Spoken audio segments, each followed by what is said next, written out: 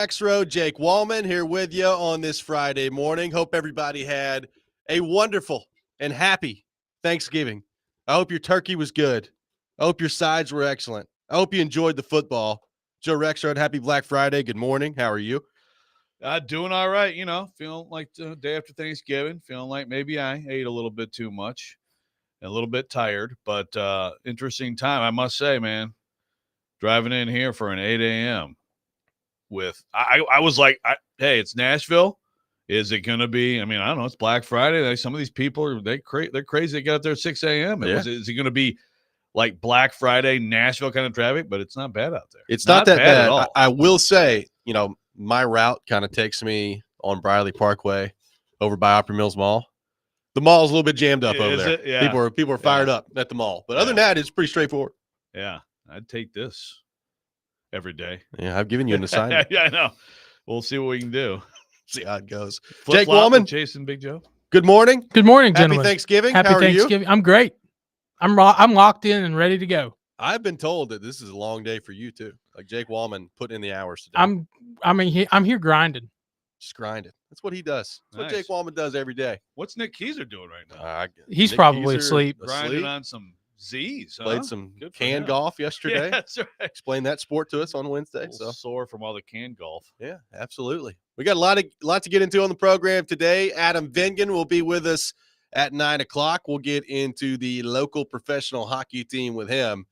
Just an absolute groin punch of a loss the other night to the Philadelphia Flyers. So we'll get into that a little bit later. They play today against Tampa Bay and then tomorrow against Minnesota. We'll get hot and heavy into Tennessee and Vanderbilt today, a massive game coming up tomorrow in our city for both the Vols and the Doors. So we'll get into that. And, of course, the Titans coming up this weekend as well.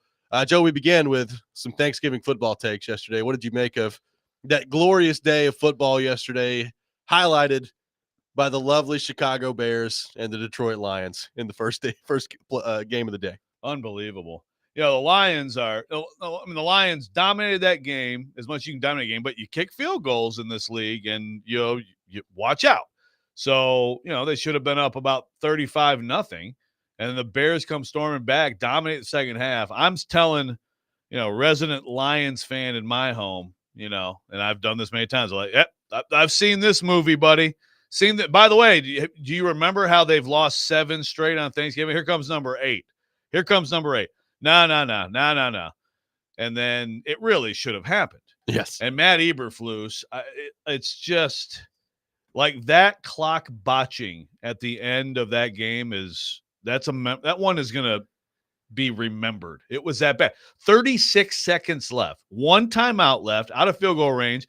You do one of two things. You pop it, and you say, okay, look, we have to, you have to, like, you could pop a timeout, throw to the middle of the field, get 10 yards, and get your field goal team out there. You could. Obviously, you want to work the sideline. Or you can do what they did, which is fine, but then, and this is where Caleb Williams also has to be a little bit more aware, but he's a rookie quarterback. Snap the ball. Yeah, I mean, he just to get the ball snapped. It turns out to be a last play. I'm sitting there like, oh my God, that's one of the worst coaching things I've ever seen. Of course, I'm hearing over here 11-1. I'm like, yeah, you're only 11-1 because that's an all-time coaching debacle. I mean, the quote after the game, though, Eberflus said, "We liked the play. We liked the way we handled it the right way." Yeah, good for you, bud. Double down on that. Go double down on that move. I respect it. Like, is he's just like, I'm just gonna set the place on fire on my way out? Like, is that what? Is he just like laughing at everybody? I don't know. Like, there's no way you can say you like how that went down.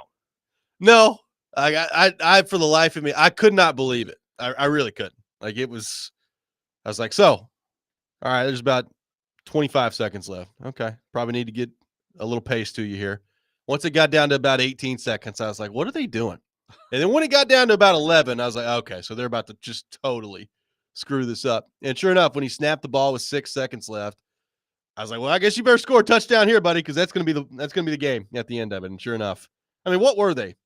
I don't know, 5 yards away from field goal range, maybe 3. Yeah, I mean, that's the thing. I mean, with Santos, he doesn't have with some kickers, you could have actually kicked from where they were. Yeah, indoors. Like Jake Bates on the Lions, they could have kicked with him. But yeah, not man. You could easily have, counted on like a 7-8 yard out against what the Lions are going to give you coverage wise, right? And been fine and gone to overtime. And hey, man, the Bears dominated the second half. They dominated the game. And the Lions are out there playing like guys who are happy to be on practice squads on their defensive line. That's a banged up team that's not playing that well right now, but it's kind of, they're 11-1, just like the Chiefs, just keep finding ways to win. But they're not right now the dominant team in this league. And the Bears right now, the Bears could easily be a playoff team right now. Look at the ways they have lost games this year. It is truly remarkable. You hate to see it. You really I do. know. Yeah, you really hate to see it. And, they were tough. They were 4-2, I believe, at one point, and now they're 4-8. So good for them. Yeah, and what? So were they 4-2 when the Hail Mary happened? I don't remember. They started losing. I think they had already started losing. I think, but now that you bring that up, it's right around there. It's right around there. Yeah. And it's just one thing after another. They've had. I will say this though, another on that game, and I'll be interested in if you agree with me. Look, I have no doubt. Like Caleb Williams is going to be a problem. Yeah. He's going to be a problem. He's good. Thing is, like, he'll make about 5 or 6 throws per game. Like he had to throw last week on the run to his right, kind of drifting out of bounds, that just kind of lollipopped in there to Swift down the sideline. It was unbelievable. Like it's just a great throw. So I agree in general. Like I think he's going to be really good. I do think some of his decision making sometimes is just awful. Yeah, and he's got to fix that. Yeah, for sure. And then he'll miss some throws here. Like yesterday, he had a couple of gimmies that he missed, but his escapability and ability to extend plays. Yeah. That's where the Mahomes comparison comes in, and he does have a real knack for that. Obviously, I know the game ended on a sack and then the last play, but it's very different from like when Justin Fields was there. It'd be like, wow, doesn't look great, but boy, did you see that 50-yard run? Or right? Man, that one dime he threw. This is like, okay, yeah, this is. No, you can see it. This is the real thing. Yeah, you can see it. Really, really good. I guess my other hesitation on that is it's the Chicago Bears. So like, what fun and new, inventive ways are they going to screw this up next with like their next coach or whatever it is? Yeah. I'm leaving some door open for that too. Sure, and that's for me, they're like Jets territory to me. Yeah, it just is what it is. Yeah. Well, as a lifelong Bears hater,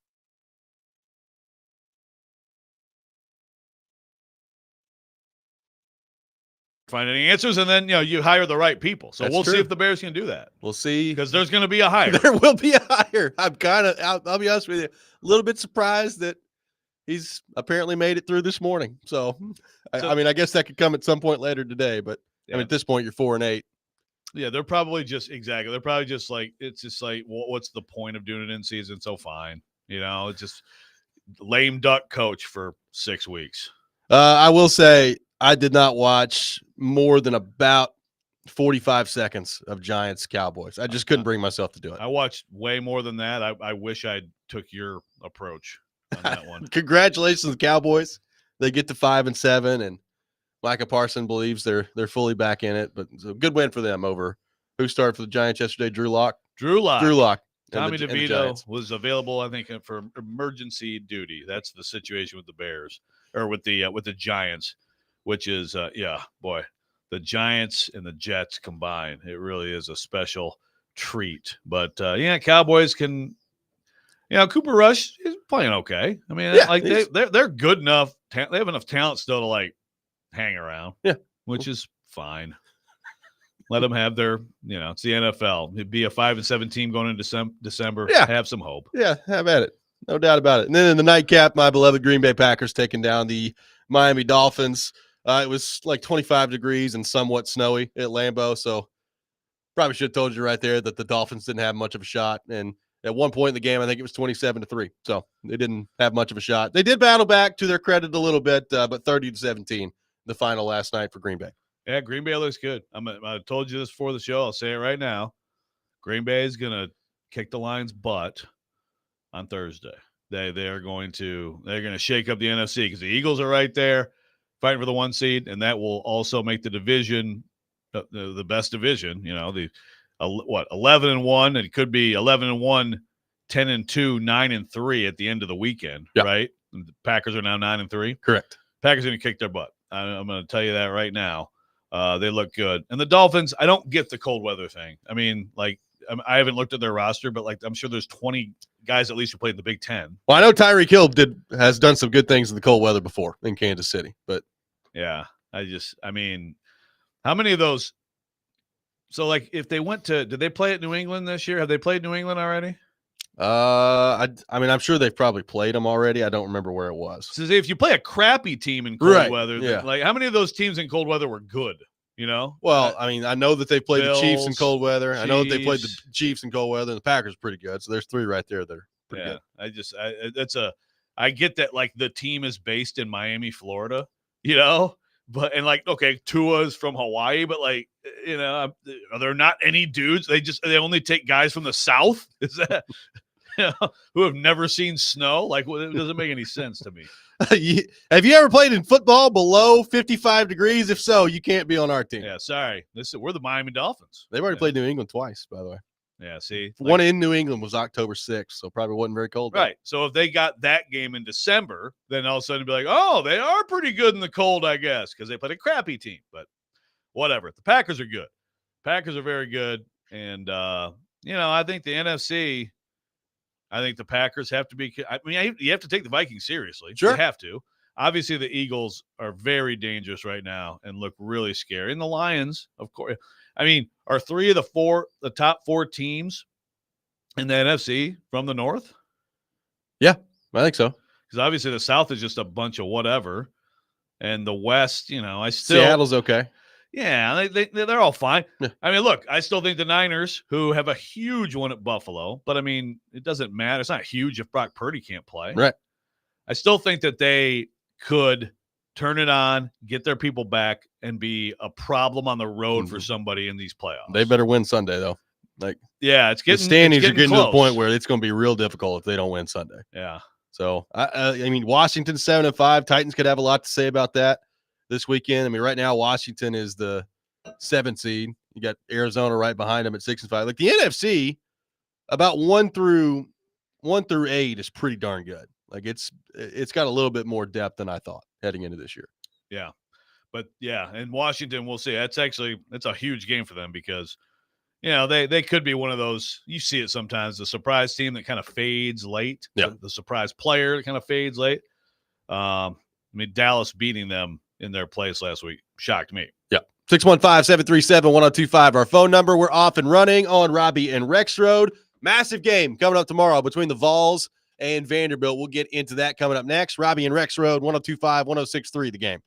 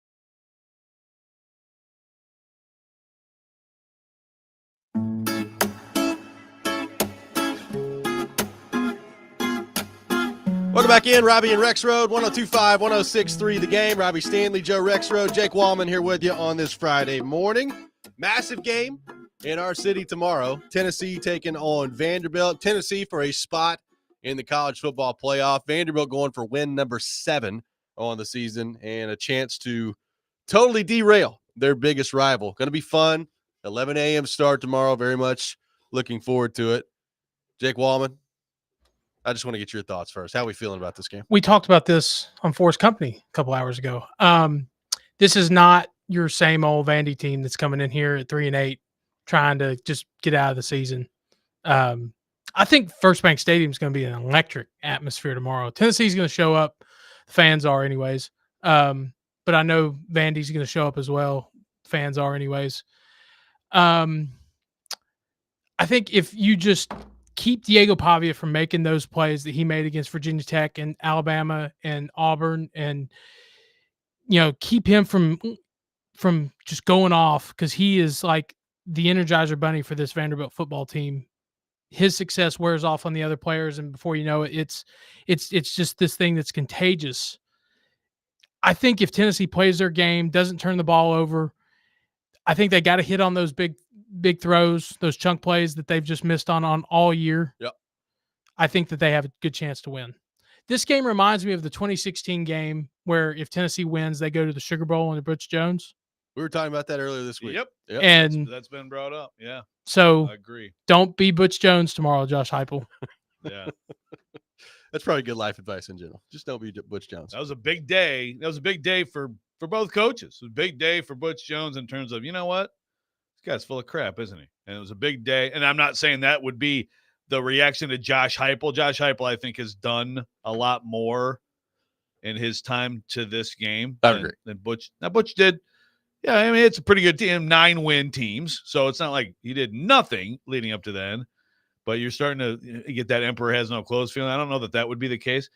Although, if Vanderbilt takes it to Tennessee tomorrow, people are not going to be very happy with Josh Heupel, and I don't think they should be. No, I mean, I said earlier this week, you got to get them to play on the road and win a big game. And I get it. Like tomorrow's atmosphere, there are going to be a lot of Tennessee fans in there. I don't know what the exact number is going to be, but there's going to be a lot of Tennessee fans in there. It's not like walking into, Bryant-Denny or Sanford Stadium down there in Georgia. Like, it's a different road environment. I get that. But it is a road game of which you've not won a ton of big ones if you're this program to this point. And that's kind of I think that's the next step for them beyond the obvious of the college football playoff, is in the regular season being able to go on the road and win one of these big games. And look, Vanderbilt, it's going to be really interesting to see. I said earlier this week, the psychological part of this is really fascinating because Vanderbilt has absolutely nothing to lose tomorrow. They're already in a bowl. They've got a chance to pull out all the stops and try to take down their biggest rival and totally ruin their season. And if you're Tennessee, like, there's a lot of pressure on you in this game because the table's set for you. If you can win it, you're in. So, like, does Tennessee have the maturity to handle that and approach it with their best game? Because I think you would agree, like, if Tennessee plays their best game and Vanderbilt plays their best game, Tennessee should probably win that. Like, they're a double-digit favorite for a reason. But can Tennessee do that? I think is a big question. See, I do agree. Although it's interesting when you say that because it's like, okay, so what do both things mean? Because to me, it's like if Tennessee's, and we know it's a very good defense. They've had here and there, they've let some teams run on them, but and they kind of faded, and all of a sudden Carson Beck was an all-pro against them for a half of football. Yep. But if they play their A game, that's a dominant defense, right? But if Vanderbilt plays its best game, that to me tells me that like their scheme is getting, like, they're finding some things with that scheme. They're finding chunk plays. They're finding some deception that works against the balls. You know what I mean? In general, I agree with what you're saying. Like the best of Tennessee is better than the best of Vanderbilt. But if you're Tennessee, you can't let that happen, right? Like you have to play assignment football, but you have to be so dominant up front against their offensive line that you blow up some of those plays before they even have a chance to fool you. Well, and we've talked all week about Pavia, right? Like, he's kind of an X factor in all this, just with his playmaking ability, the moxie that he brings. Like, that he's going to be, I'm sure, he was talking about the rivalry this week, compared it to New Mexico State, and like just hatred there. I'm sure that as the week has gone Which by, is what we all think of when we think of college football that's what I rivalries. think of. But like the point, like I'm sure all week long he has talked himself into like each individual member of Tennessee is like kidnapped his family, and he's got to go Right. out there and just kick their butt. Like that's that's the type of player that he is. I think this is a big moment in the story of Nico Iamaleava at Tennessee. Can you rise to the occasion and bring your best game to the table? It's not like he has to lead them to a national championship this year, or it's a complete failure. But I think this moment on the road, in-state rival, a win and in situation in the college football playoff, like this is why they brought you here. This is why you're making, allegedly, the big bucks that you're making if you're Nico Iamaleava. I think tomorrow is a big chapter in his story at the University of Tennessee. Fully agree. No question about it. Like Jake was saying, if you're Tennessee, you got some chunk plays in this game. You got to connect. If they connect on a couple of those downfield shots, to me that should be enough with everything else in this game to push you over the top. I do with Nico. First of all, I do think he's playing better, and I have liked some of the toughness he has demonstrated this year. I mean, he's taken some shots, gone back into games, not afraid to keep running, things like that. It's just the consistency of performance, and this would be a big time win for him, and they're going to need him to play well for sure. The thing about also with Vanderbilt here is it kind of gets lost in the Pavia stuff and the offense stuff, but I think especially even lately, like I think that defense has been really good. Yep. I mean, LSU has maybe the best quarterback. Honestly, like some people think Nussmeier is the best prospect right now, and he's not even a sure thing to go this year. He might come back next year. Brian Kelly sure as heck needs him to. But yes, he does. You look at what they did against them. Look what they did. Auburn has run the ball on everybody, and they did a heck of a job in that game. That's the quietly way improved part of Vanderbilt with Clarkley as DC, yep, and some key personnel adds that. And with Tennessee's offensive inconsistency, I actually could see this game being a little bit more like a 23-17 kind of game. I could too. I think, as we know with Tennessee's offense, you can't let Samson just kill you. Like if you can stop him from doing that, then I think you give yourself a shot. Because I mean, with the way that you have to defend them, you're going to have to make some tackles on Samson one-on-one. And if you can do that, I think you give yourself a shot defensively. If not, that's how you get into trouble against Tennessee. And speaking of him, there's something that I think he may have a little extra fuel. Okay. We'll get into that coming up next. Tennessee and Vanderbilt coming up tomorrow in our city. We'll take your thoughts on that. 615-737-1025. Robbie and Rex Road, 1025-1063, The Game.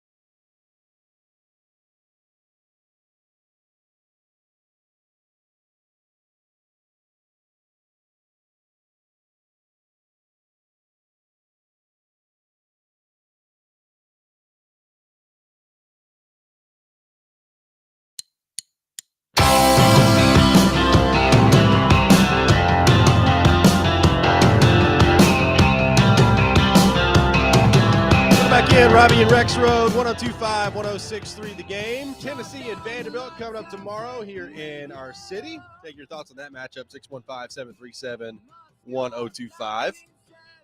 Joe, you said Dylan Sampson.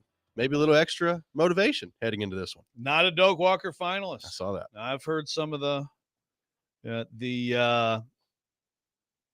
folks around Knoxville talking about him as a Heisman guy. I haven't quite gotten there. Like the Genty Sampson thing. I don't base Heisman stuff. You can't base it on NFL projections. But like Genty is by far and away, I think most people would agree, the most talented running back in college. Like he's going to be a high pick. He's insane. Yeah. And yes, he plays at a lower level. He also has a lower level offensive line blocking for him and lower level everything, but he's high level. That's ask Oregon's loaded defense. But Sampson has been great this year. And I do think this may be a case of laziness, which is rampant in award voting. That Sampson, I think Sampson has a real strong case to be one of the 3 finalists for the Doak Walker. He's not one of it, so maybe a little extra juice from him. As Diego Pavia, who's done more one-arm push-ups this week, Pavia or Sampson? And the funny thing is, again, like with quarterback, usually it's like, great, read a defense and play quarterback. With him, actually, like he might like blow up Will Brooks or something on a run. I mean, actually the way he plays, the way they use him, the one-arm push-ups may actually help that quarterback. Yeah, absolutely. No, I'm with you. I was surprised that he wasn't a finalist for it.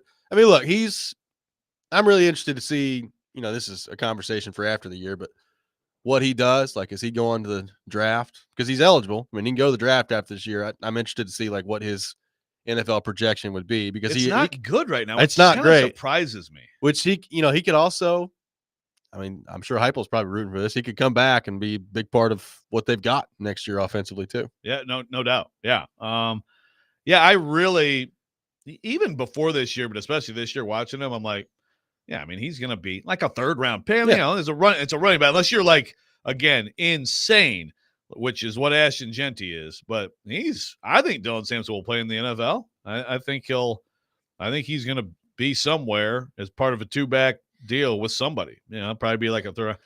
But I don't know. Right now, I think I saw something where he was like listed as a 7th or 8th back. That's surprising to me. Yeah. Which translates into what, like the 5th round in today's NFL? Yeah, might be. That which to me would be a steal. And I think as he goes through the process, that could improve. And that's just one ranking. But that would be a big deal for the Vols to get him back next year. I got one texter that says, what Vandy's offense is good at, running the ball. Tennessee's defense is one of the best in the country at stopping. I'm with y'all. Could be a low-scoring slugfest, but I also could see Tennessee running away with it. I'll be there. It should be fun. This is from an unnamed texter on the text line. So I agree, but again, it's just not traditional running the ball, right? Right. Now, it doesn't mean that Tennessee can't dominate up front and still limit them. I think that certainly could happen, but it's just hard. It's hard to like compare how you've done in some aspects of football defensively and then try to draw conclusions on the Vanderbilt game because they just, again, it's just a different style. It is very much assignment football. It's a lot of deception. And they're pretty good at sneaking downfield shots on you too. Yeah. They make a lot of things look the same and stuff like that. So, this is a game where, I mean, if they completely dominate up front, then I think you disrupt a lot of stuff, but it's a linebacker game. And Tennessee, I think, does miss Keenan Peely. I think they could miss him in this one. And it's very much a mental linebacker game for Tennessee, and that's challenging. Yeah. Vanderbilt will challenge that and put them in conflict. Well, to your point, though, when their offense has been humming this year, Vanderbilt, the run game obviously has been a big part of it, but they've been able to sneak in some of those big shots down the field. Those have been coming a little less often lately.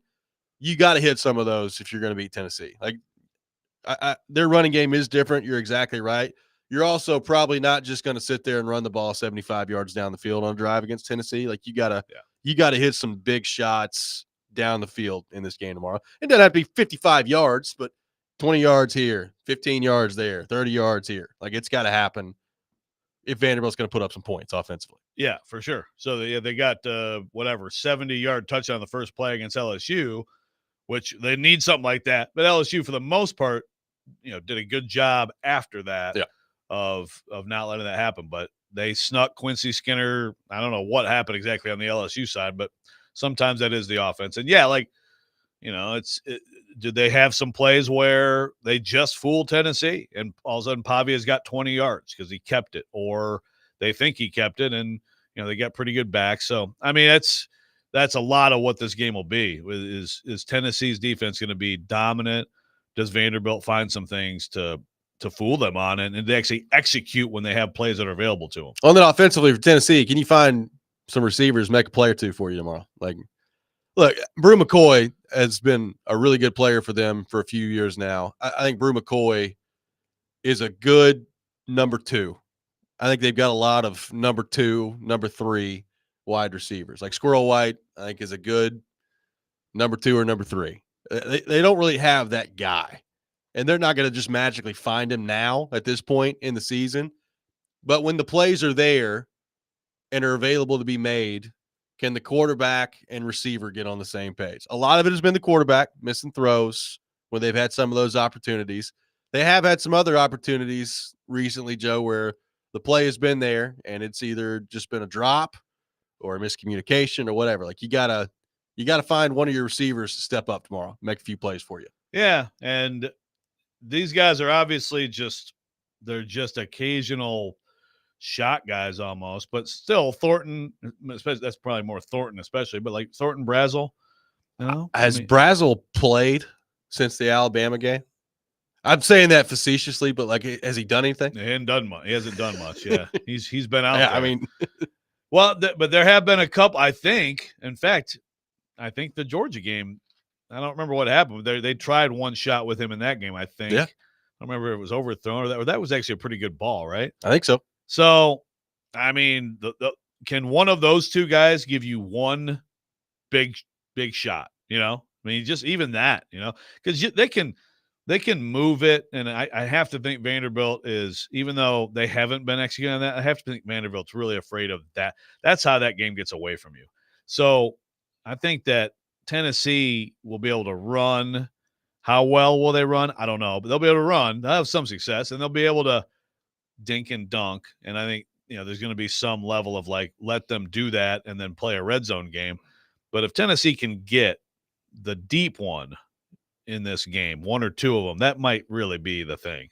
It's a backbreaker for you. Well, think about Vanderbilt. I don't know if what's at stake is the right word, particularly on the Clark Lee side of this, because it's already been a very successful season for Vanderbilt. We talked about earlier this week. You get the Alabama win. You've gotten to 6 this year, which is better than anybody thought you would before the season, based on what your schedule looked like. So you've done it, and you've got an opportunity here to just basically add a gigantic sweetener on top of it, taking down Tennessee. So if you want to call that stakes, sure, that's fine. Like for Heupel, the stakes here are pretty high. Like you got a chance to get into the college football playoff and punch your ticket the first year it's a 12-team playoff. And we'll see what happens after that if they're able to do it. But, a lot on the line for both of these programs, these coaches tomorrow, just in terms from the Heupel standpoint, the obvious of the college football playoff. And if you're Clark Lee, you want to cap off a season that you really needed to have and generate some positive momentum. You do it by winning your 7th game and taking down Tennessee. It's a massive way for that program to head into the offseason and continue to try to build this upward trajectory if they get it. Yeah, I mean, I feel like there's both coaches that like to gain because Josh Heupel has a playoff spot to lock up. But Clark Lee, if you were to get this win, first of all, that means you're 4-4 in the SEC this year too, which is like, who the heck had that? But I mean, you talk about all these coaches, another part of all of this is after every year, even if you're not about to be fired, okay, are your boosters excited to put into the collective? Because that's what, last year, Vanderbilt made a huge push because it was like, look, Clark Lee's the coach next year and he's got to have help. And they got money. They got a good fundraising thing going and it worked. Helped them. Right. Yeah. So if you win this game, you're Clark Lea. I got a feeling a lot of people are taking your calls. Not that they wouldn't otherwise, even if you play a good game or whatever, but it's like that is crazy momentum. Yep. It's not a lot. I mean, the only if they get blown out, then that's a set puts a damper on things a bit. It does, right? but it's still 6 wins and a bowl, and yeah, it's still good. Yeah, but blown out would be disappointing. agreed. For sure. With Heupel, there's a lot more. Certainly, there's a lot more to lose. Yeah. You lose this game, it's hard to know it until you're actually in that situation. But I know Tennessee fans. I do. Tennessee fans. That would be one of the most bitter, just because of what is right there for you. Losses in a while. Well, and the way that everything else is kind of shaking out around it. It's a classic win and you're in. Like you win the game and you're in. And if Vanderbilt spoils that for you, not going to go over well on Ball Twitter. I'll put it that way. No. 615-737-1025, our phone number. We'll get into the Titans and Commanders. Coming up next, take more of your thoughts on our phone and text lines driven by WilsonCountyHyundai.com. Robbie and Rex Road, 1025-1063, The Game.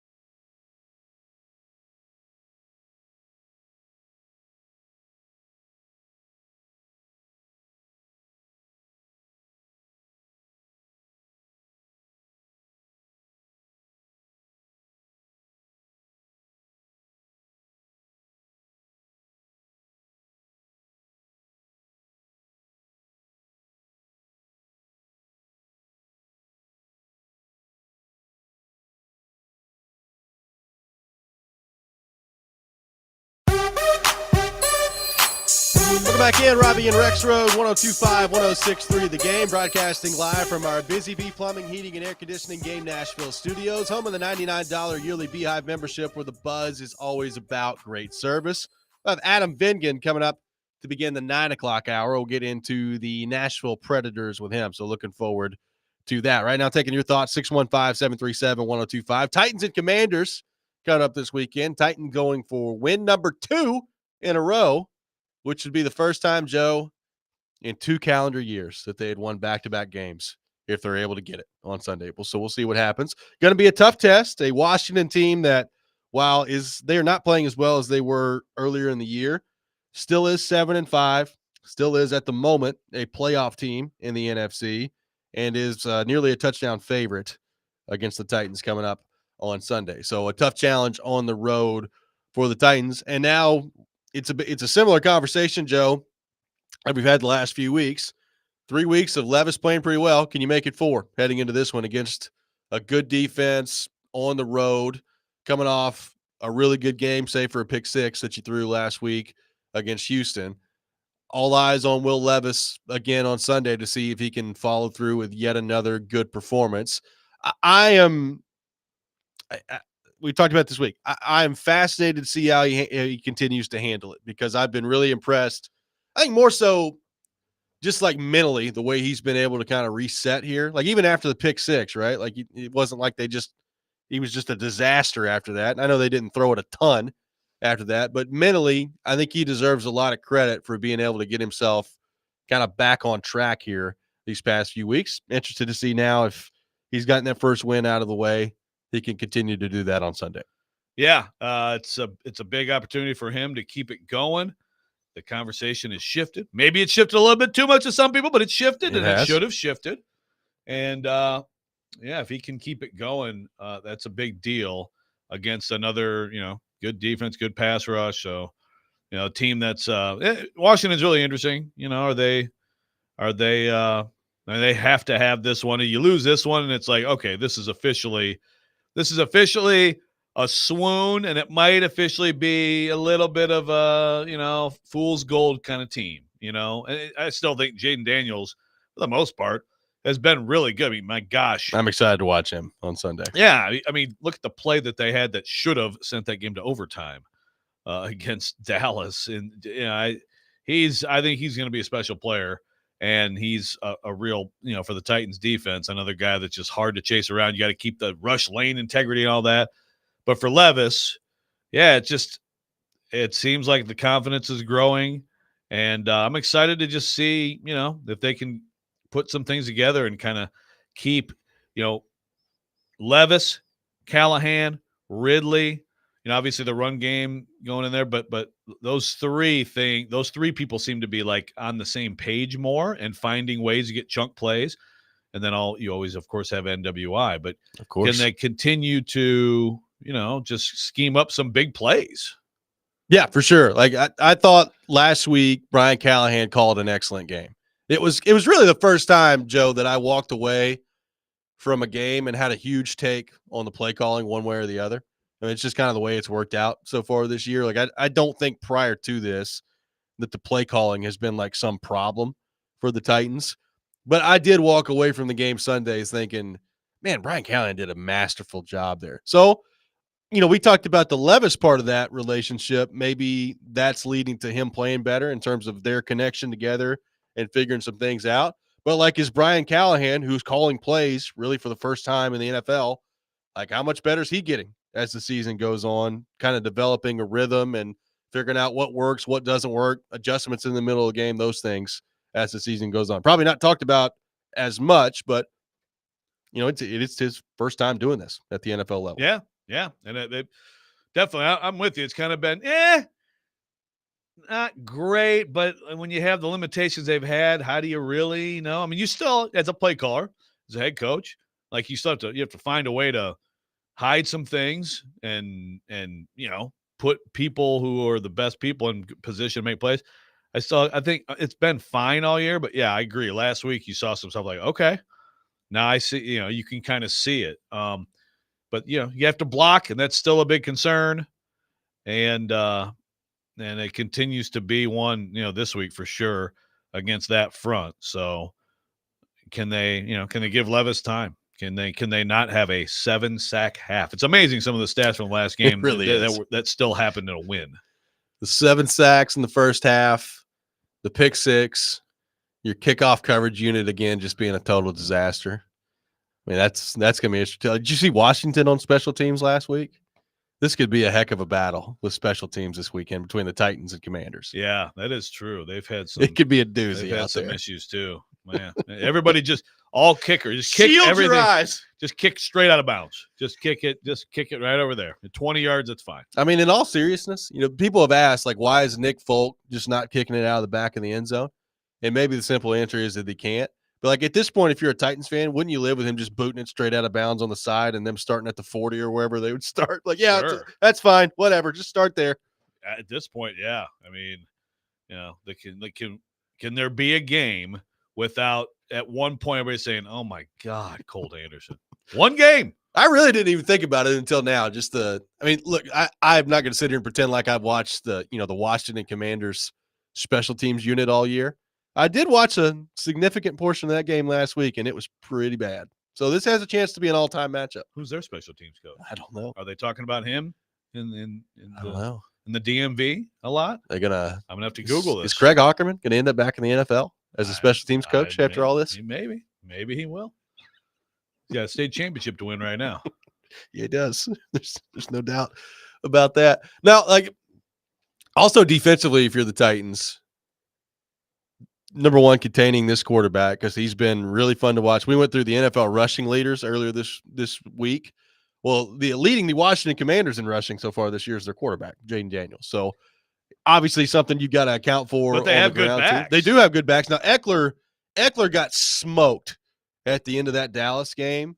I mean, it was pretty concerning. Like, they were all around him on the field, and it took him a while to get up, and he's going through concussion protocol. He's not practiced yet this week. It's hard for me to believe he's probably going to be out there on Sunday based on that. So maybe they don't have Eckler. We'll see. And I'd assume we'll get a ruling on that today at some point. But you do have Brian Robinson, who, by the way, has also been on the injury report this week with an ankle injury, limited.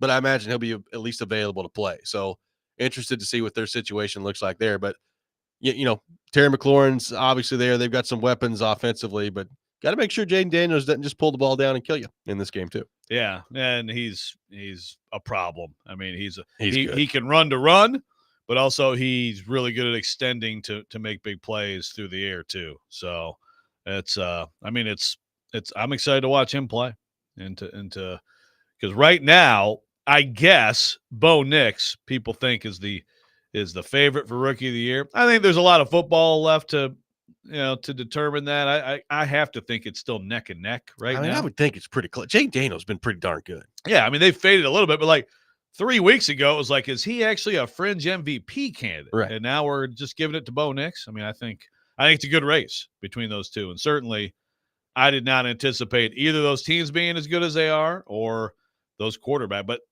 I could have bought Daniels. Yeah.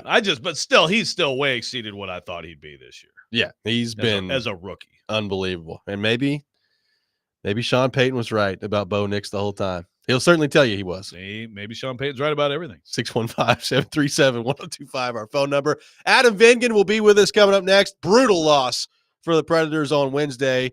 And Vingan threw out some numbers yesterday that not very encouraging for the Nashville Predators. We'll get into some of those coming up next. Robbie and Rex Road, 102.5, 106.3, The Game.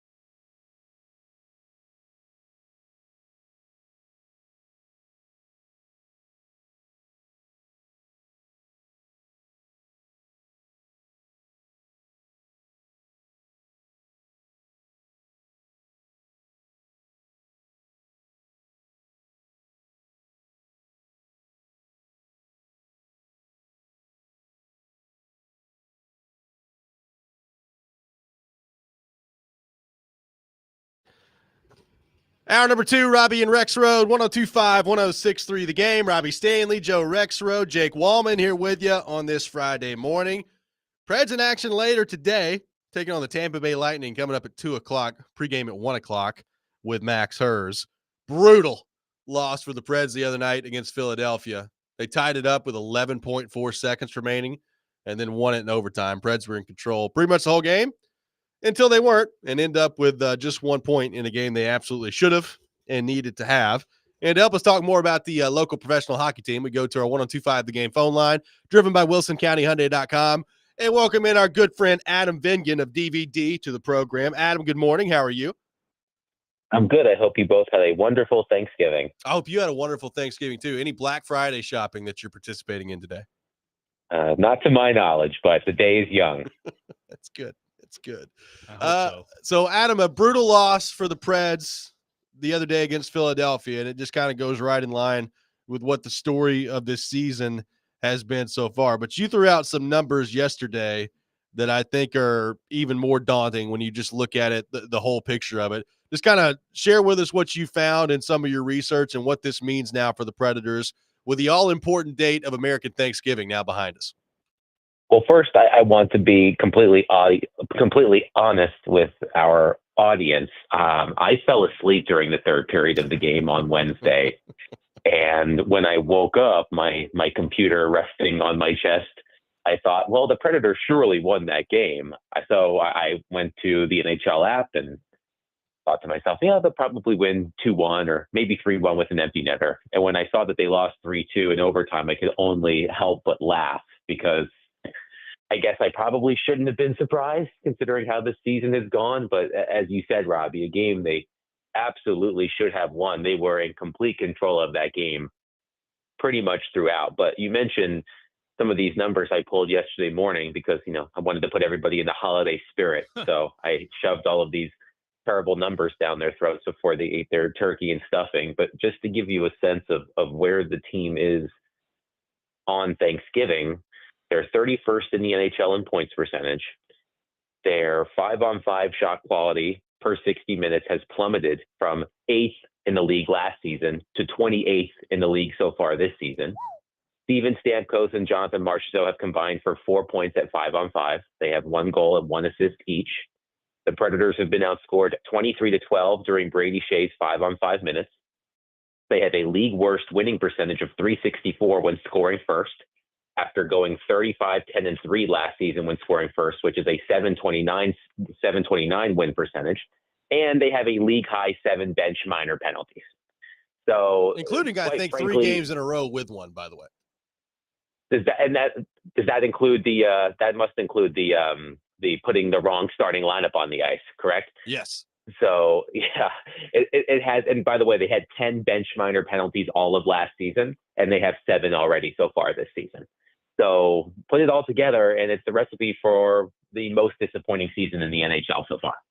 So of all of those, Adam, and that's quite a litany there that you just laid out for us. What is the worst or most concerning of all those things? And what is the most fixable or likely to be fixed of those things? Well, I think 2 of them in terms of what's the worst. I think 2 of them go hand in hand. One is I think the thing that's most concerning to me is the shot quality, how they've gone from a top 10 team in 5-on-5 shot quality per 60 minutes to near the bottom of the league. I mean, could there have been a dip at, year over year? Sure. But to go from a top 10 team to one of the worst teams in the league in that category is pretty shocking to me. And that goes hand in hand with the fact that Stamkos and Marchessault have a combined 4 points at 5-on-5. I mean, special teams has not been this team's problem this season. And I know that UC Saros gave up a regrettable goal the other night against the Flyers, but he's been one of the better goalies in the league. I can only imagine where this team would be if not for him. So it really comes down to their 5-on-5 play, which was good last season and is horrible this season. So that's a shock. In terms of which of those things I think they can fix, I mean, maybe make sure that you don't have too many men on the ice every game. I feel like that's a pretty simple fix. But that's not. But seriously though, that's not gonna. I mean, that's not. That's a bad stat. But like, I guess like Shea, these guys. You talk about Marchessault and Stamkos. Talk about them all the time 5-on-5. What signs are we seeing among these huge acquisitions that it's just an aberration? I mean, is it just too much hockey to even suggest that at this point? I'm well past the, they're still getting used to their new surroundings thing. That went out the door several games ago. And, Steven Stamkos not being, I didn't expect Steven Stamkos to be this unproductive at 5-on-5. But there were signs in his final seasons in Tampa Bay that he was becoming a diminishing player at 5-on-5 and was sort of turning into a power play specialist. And I think we've seen that so far here. I certainly didn't expect the production to fall off the cliff, but there were signs in Tampa Bay that he was becoming less and less of an impact player at 5-on-5. Jonathan Marchessault certainly surprises me. Look, I didn't expect him to score 40 goals again. He scored 40 goals for the first time in his 11th NHL season. I expected regression to come for Jonathan Marchessault. I didn't expect it to be this bad. And with Brady Shea, it's a good question. I think there was this fear that he was a product of the Carolina Hurricanes defensive system, and that's why he looked so good for so long. And for those who thought that would be a concern, that has played out. In terms of how to fix it, I really don't know. And know that Andrew Brunette has shuffled some of the defensive pairs, and now he's had to do it even more so because of injuries on the back end. But it's really unfathomable how bad this team has been. Like, even like Robbie, you and I talked a lot about this at the beginning of the season. Like, you could prepare for worst case scenarios with this team. Yeah. This far exceeds the worst case scenarios that we discussed. No doubt. There's no doubt about that. And, naturally, Adam, these discussions typically always end up back to the coach, right? So we heard a lot of that from Predators fans. You and Willie had a passionate discussion about that a couple of weeks ago, which was fun to listen to. Barry Trotz, I don't know, you tell me if you disagree, but every time he gets on with Stillman and he's asked about it, it seems pretty staunch in his defense of Andrew Brunette, and it doesn't feel like a move's coming there anytime soon. But going back to Joe's question of how to fix it, like it kind of feels like to me right now, Adam, nobody has an answer, and that's a really concerning place to be, I think, with a hockey team.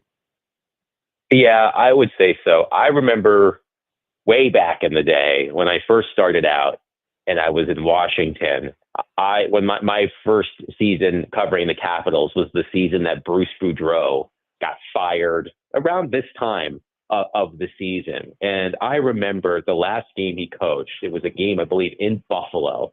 And the Capitals had, stumbled out of the gate and they lost a bad game to the Sabres. And after the game, he was asked a question about how things were going and what he could do to fix it. And he said, "I don't know."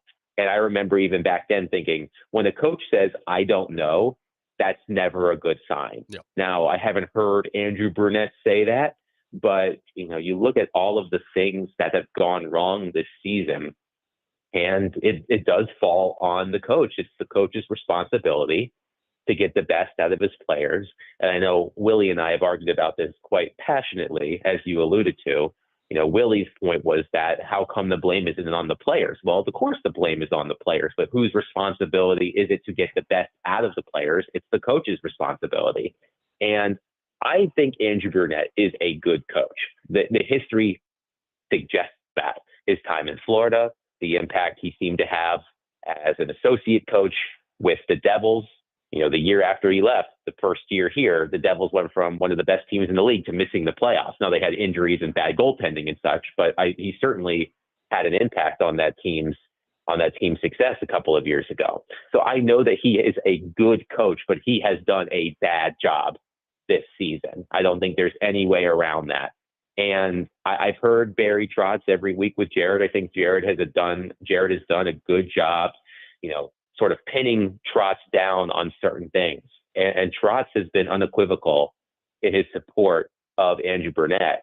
And quite frankly, I think Andrew Burnett should feel incredibly lucky that his general manager, his boss, is a former coach, because I don't think other GMs would have the same level of patience as to what's going on that Barry Trotz does. And, Barry Trotz has left himself no wiggle room. And if this thing continues to head south, I mean, the shine is going to come off of Barry Trotz a little bit among the fan base. I'm already starting to see that, and I know you are too, Robbie. Like, I know that tends to happen when things go awry, but, Barry Trotz came back. It was like a hero's welcome, and he's done a lot of good things for this team in a short period of time as a general manager. But, if the team struggles and the heat is on Burnett and Barry Trotz continues to be staunch in his support, I mean, it's going to backfire on him too. So it's a tricky situation. I would like to point out, however, that the two teams that have made coaching changes so far this season, the Bruins and the Blues, are combined 5-1 since firing their coaches. That is true. Well, yeah, that's the answer for everybody in this league. Just fire the coach. If you were on the beat, Adam, would you be asking Burnett about his job status on a daily basis? You make me sound so bloodthirsty. Let's ask Lavi what he thinks. Peter, are you going to be fired today? It's different. It's different when you're around a team every day, like I was back then, versus now, where I'm not around as much in terms of being in the dressing room. And I don't get the sense, and Robbie can speak to this better than I can, I don't get the sense that this team has given up on Andrew Burnett or tuned him out or anything like that. And that's important.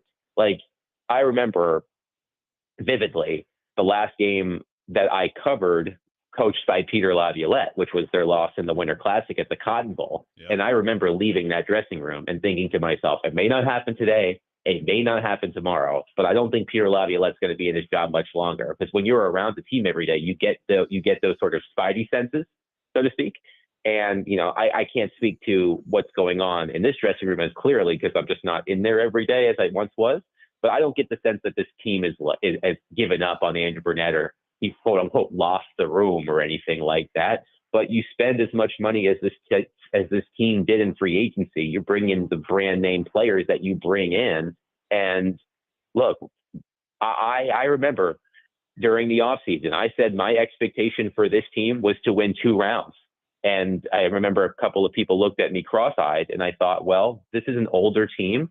You only have so many shots while they're still all in their prime years, and you can't waste those. And so far, this feels like a wasted season. Things can change, but I mean, the Predators are going to have to do something that they really struggle to do all season, which is build off good performances. They seem incapable of doing that. So, I mean, it's been a disaster. I mean, there's really no other way to describe it. I mean, as I said, this has been the most disappointing season of every team in the league through 2 months. So I hear what you're saying on if Trotz were to fire Burnett, then like the heat would be like more on him then. But I mean, or the other way around, right?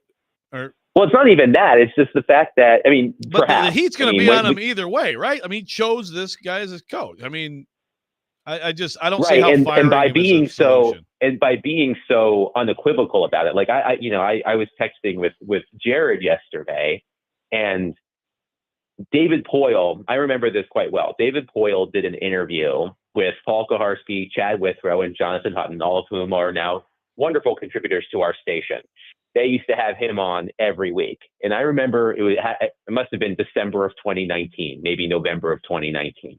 And they asked David Poyle if Peter Laviolette's job was any sort of danger. And David Poyle said, I do not anticipate making a coaching change at this time. I vividly remember that phrase, at this time. He left himself some wiggle room. Now, it's a different situation. Peter Laviolette had been the coach for several years at that point. Burnett is only in his 2nd season. But at least David Poyle gave himself an out.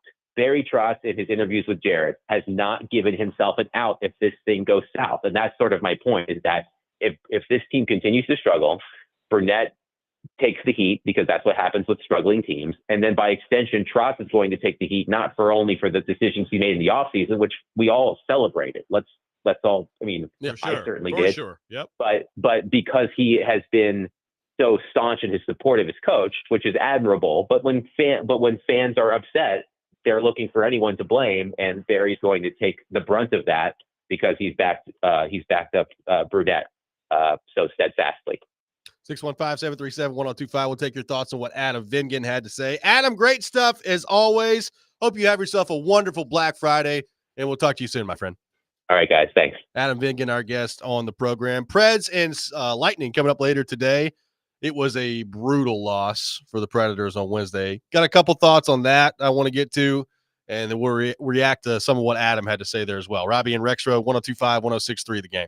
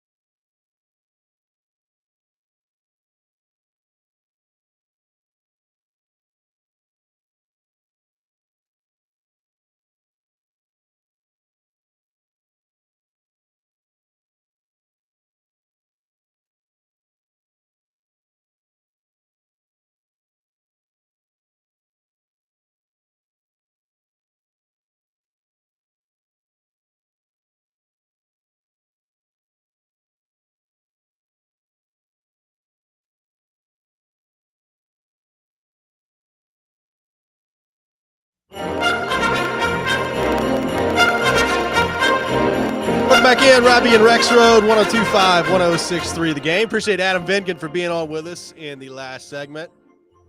Joe, I'm sitting there on Wednesday night at Bridgestone, and through the first about 35 minutes of that game, I'm like, wow, Reds look pretty good, man. Like, they scored 2 in the first period. They had the puck for basically the entire second period. I mean, legitimately, Philadelphia really struggled to get out of their own end. And yet, Predators could not get past like that 2-goal mark. They had a couple other chances in the third where they couldn't convert.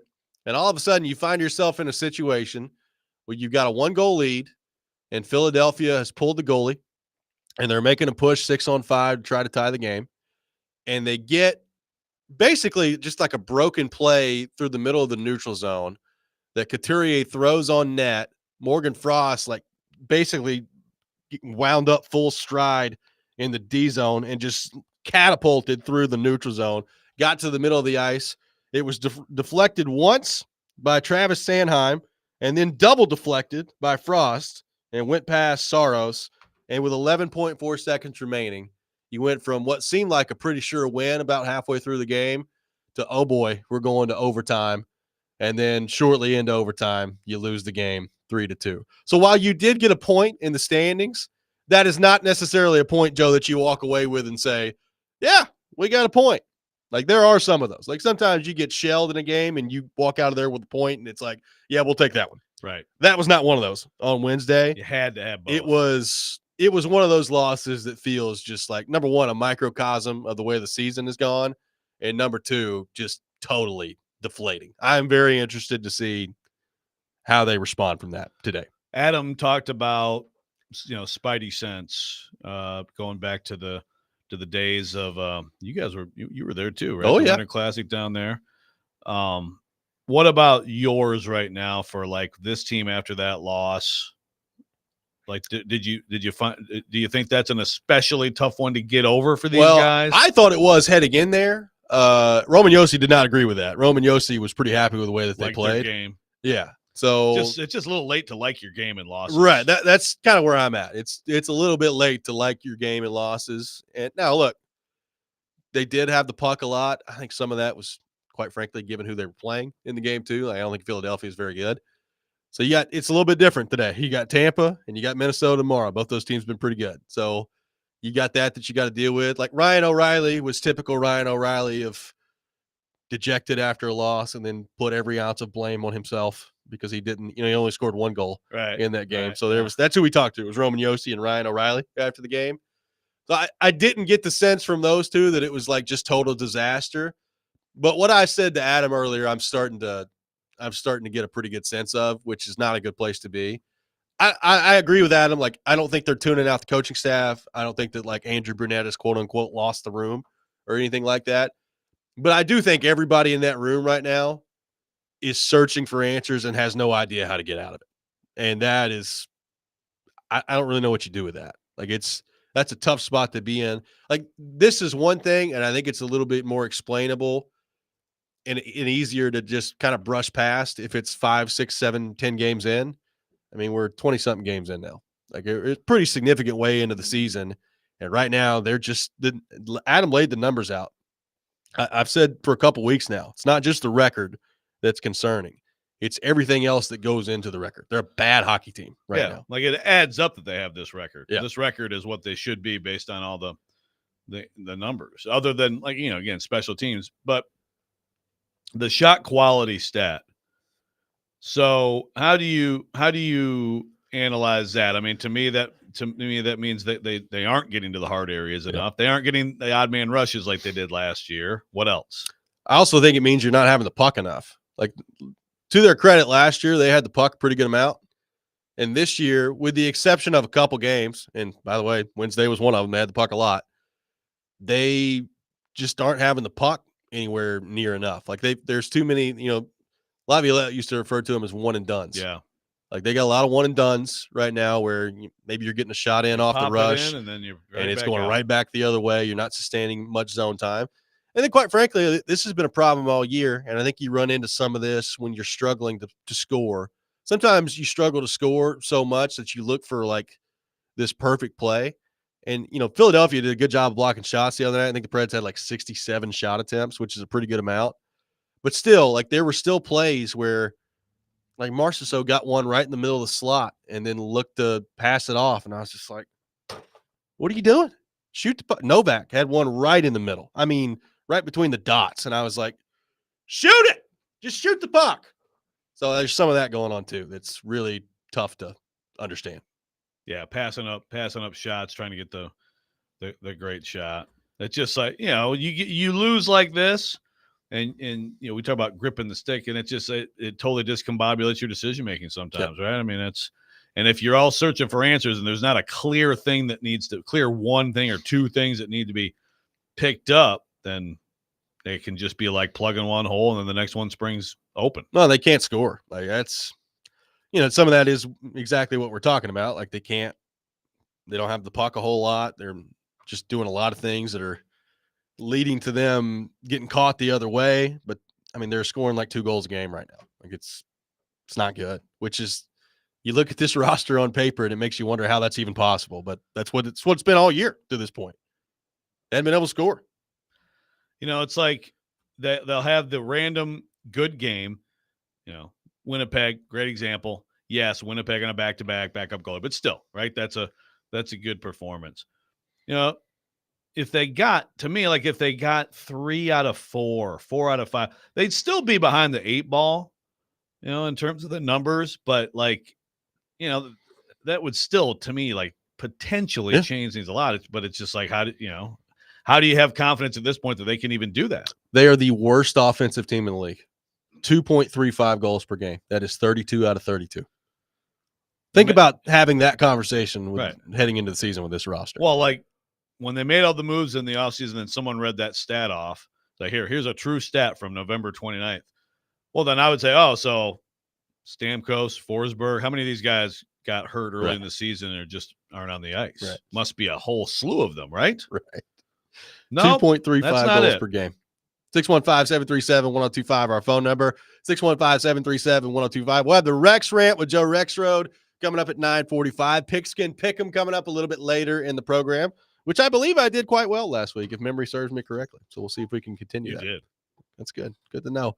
Deanna Witter, Chief Revenue Officer of the Nashville Predators, will join us coming up next. You're listening to Robbie and Rexroad, 102.5, 106.3, The Game.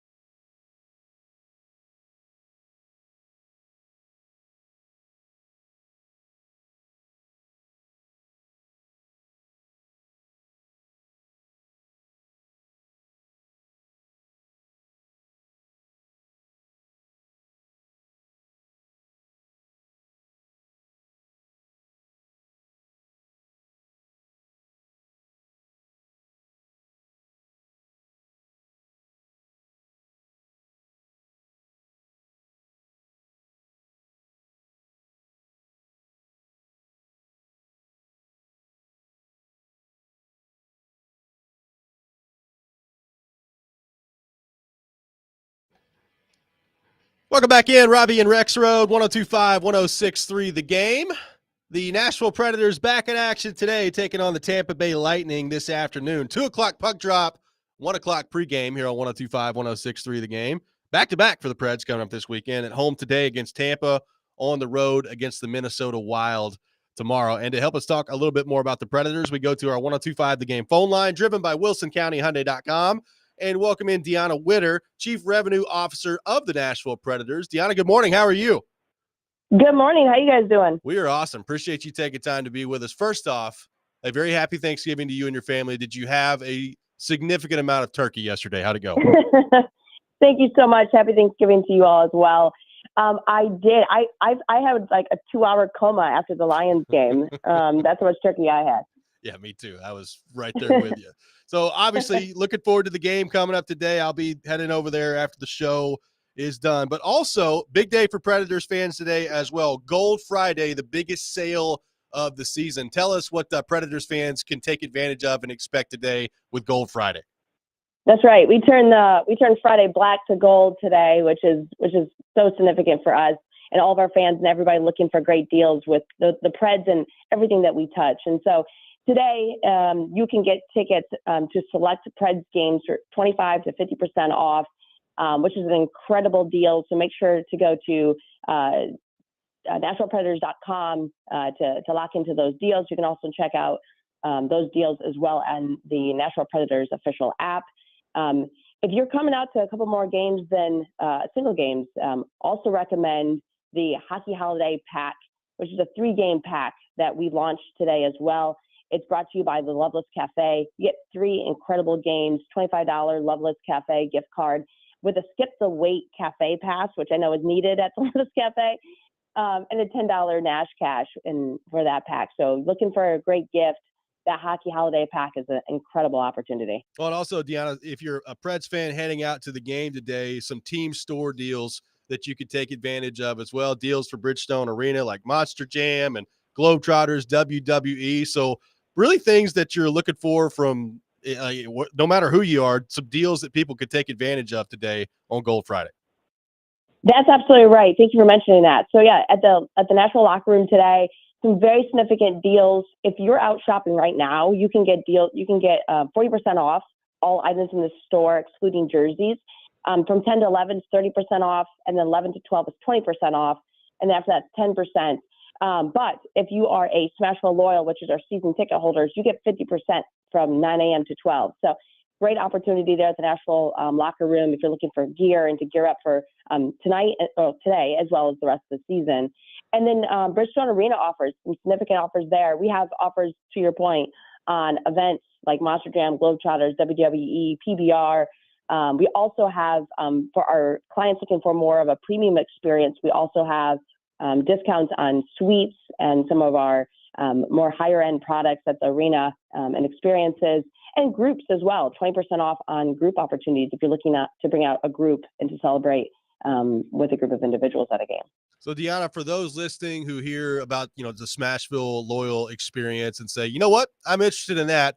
Tell us a little bit more about that. What all does that entail, and what are some of the Smashville Loyal experiences? Yeah, so Smashville Loyal is the official program of our season ticket holders. And so it's a year-round engagement program and platform where our Smashville Loyal, our most loyal fans, obviously, are able to secure the best seats to the best games. They're able to have discounts you get exclusive discounts for concessions and team shop. And then what we added this year, which we're really excited about, and we've seen a lot of great engagement, is our events and our access components. And so we have Trotz Talks, since you get some exclusive opportunities to hear from Barry Trotz himself about the team and some of the things that he's working on with the team. We just had this incredible event last month, our Smashville Loyal Golf Scramble, where we got to go to Hermitage Golf Course, had a great time with our fans there. Movie day, skating opportunities. We had access to Beer Fest. And so it really gives our Smashville Loyal, our most loyal fans, some really great access and benefits when you're a part of our season ticket platform.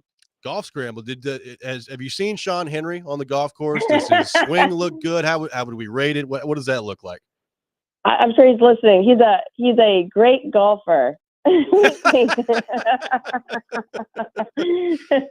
Oh, that's very well done. Very well done there. Well, it's a Gold Friday today. Again, if you're going out to the game, it starts at 2 o'clock, pregame at 1 o'clock here on 102.5, 106.3 The Game. Lots of things that you can take a look at for Gold Friday. Again, you can find those on NashvillePredators.com as well. Deanna, really appreciate so much you taking time to be with us this morning.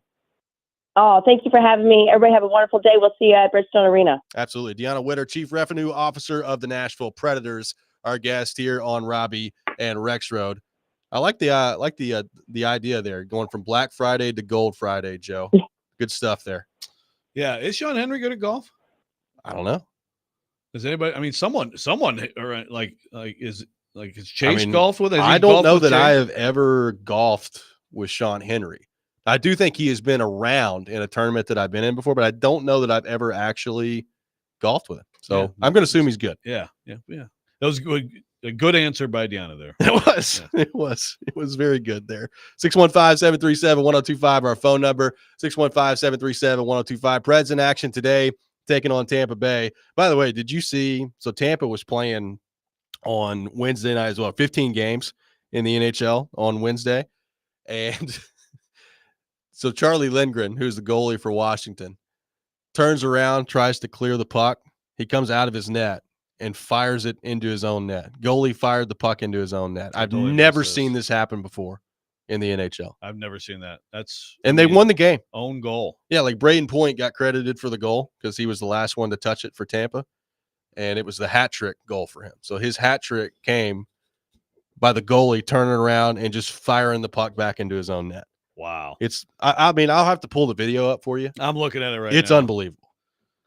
Like, yeah. I've never seen anything like it. And the fact that they were able to come back and win after that was pretty funny.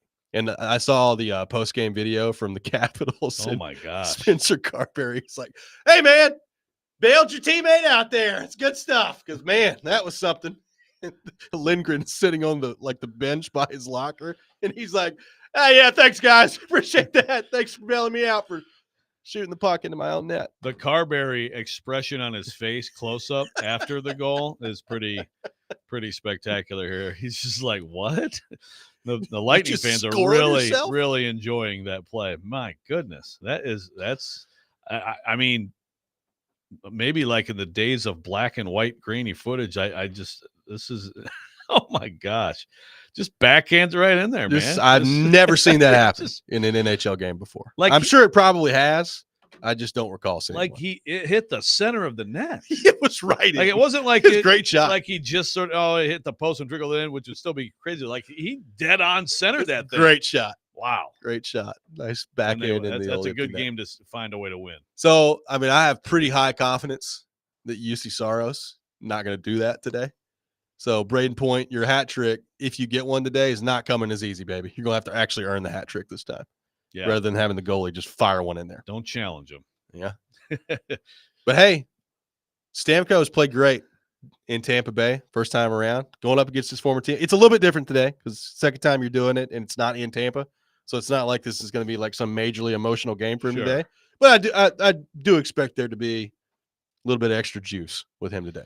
Well, and look, I mean, every time they play, they got a lot of crap down there for what they, including the decision to go with him and, the Gensel as the sort of, there's a lot of like, what is this guy doing down here after that? And so, I mean, I think it's got to be a big deal for Tampa whenever they get to play him too, right? To sort of, here you go. See, like, look at how we are. Look at what's going on. Not that everybody's blaming Stamkos, but the idea here was that he was going to be a huge boost for this team and that they were going to be a contender. No doubt. 615-737-1025, our phone number. The Rex Rant with Joe Rex Road coming up next. This is Robbie and Rex Road, 102.5, 106.3 The Game.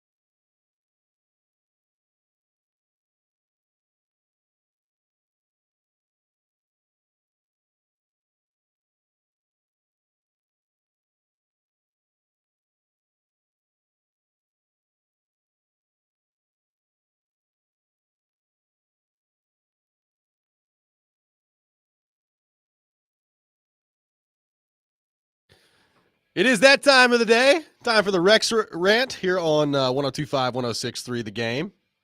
Usually at 7:45. It's now 9:45. Throwing a little different schedule at you today. How are those shoppers? How are we doing out there, shoppers? Any fights yet? Yeah. Any Cabbage Patch Kids causing serious bodily harm? Have you ever gone? You wouldn't be old enough to remember I don't know that one. You ever gone Black Friday shopping? I mean, I've gone to the mall. We're doing a family movie today. We're gonna go see Wicked. So I've gone to the mall for that, Okay. or maybe something like, oh yeah, we gotta get that. But like the idea of like, ooh, let's get up early and like, I mean, it's just. I've done it a couple of times. Sounds like going like, hey, sign me up for some dental work. It was fun the first time I did it because I was like 17 or whatever. And I was like, cool. Yeah, let's go do it. I did it again like 5 years ago. And I was like, this is the dumbest thing on the earth. I'll never do this again. And I haven't. And I won't. Yeah. The thing is, it's like, I understand. Look, my inbox is completely flooded with sale stuff. So I understand like there are good sales. Like there are. But you can do that online now, right? Like you don't actually have to go in. And I'm typically someone who I'm in favor of like going out among other humans and, not just being online. But this seems like a good online thing. Well, a lot of people's Black Friday stuff started like 2 weeks ago. So it's kind of. Yeah. Right. Black Friday is now, a month long. Right. Right. Yeah. Anyway, but I know I interrupted your rant. I mean, it's fine. Jackson says, shouldn't this segment be called the Rocks Rant? I will say that someday when I don't hear that clip like all the time at work, I will. I mean, that is a wonderful moment from Scott Stapp. He actually said Rocks Road and was legitimately. He thought that's what it was. Yeah. And he asked though. He politely asked, "Is that right?" Did I say that right? No worries. Haley, thank you. The Haley no worries was fantastic too. We can get into something else. But I am going to use this time to just point out, especially if there are any Alabama Auburn fans. But you know what, Tennessee fans, this is for you too. Has anybody noticed that the SEC is a better basketball conference than it is a football conference? It is right now. I mean, the Iron Bowl is happening, and the Iron Bowl is always going to be the Iron Bowl. And so that's great. And, Alabama has a hope. They have a hope to try to get in as a 3-loss team. They need a lot of help. So they're still not dead. And Auburn is trying to get to a bowl game. Auburn is 5-6. Second year of Hugh Freeze. But I mean, the Iron Bowl, it's always going to take over that state. It's going to be huge in that state. Really nationally, it's not relevant. Right. I mean, Iron Bowl is again, Alabama is relevant because Alabama it's the greatest dynasty we've seen in this sport, and it's the first year without Nick Saban, and so that's always a big story. But it's not really a nationally relevant game. Auburn basketball is the best team in college basketball. Janai Broome is the best player in college basketball. And I just really feel sorry for anybody in the past week, and it continues, by the way, today and through the weekend, and there's amazing games next week. But I really feel sorry for anybody who hasn't watched any college basketball this last week. You've watched none. Zero. No Maui? Dude, Not there's awesome games all over the place. I don't care. Oh, not until March. I feel bad for you. That's okay. Do. I feel so bad. Look, I fully recognize this could be a 100% a me problem. I get it. It's just been it's been a ton of great games, but one big takeaway is like Auburn, I think, is the best team in college basketball. They're amazing. If you're an Auburn fan, yeah, you hope to beat Bama tomorrow and get to 6-6, but you should be really excited because Auburn basketball should be ranked number 1. Anybody who has a clue who votes in that poll who doesn't rank Auburn number 1 over Kansas didn't watch any basketball last week. But you know who might be as good as anyone for number 2? Alabama. You know who might be the most talented basketball team in college basketball? Alabama.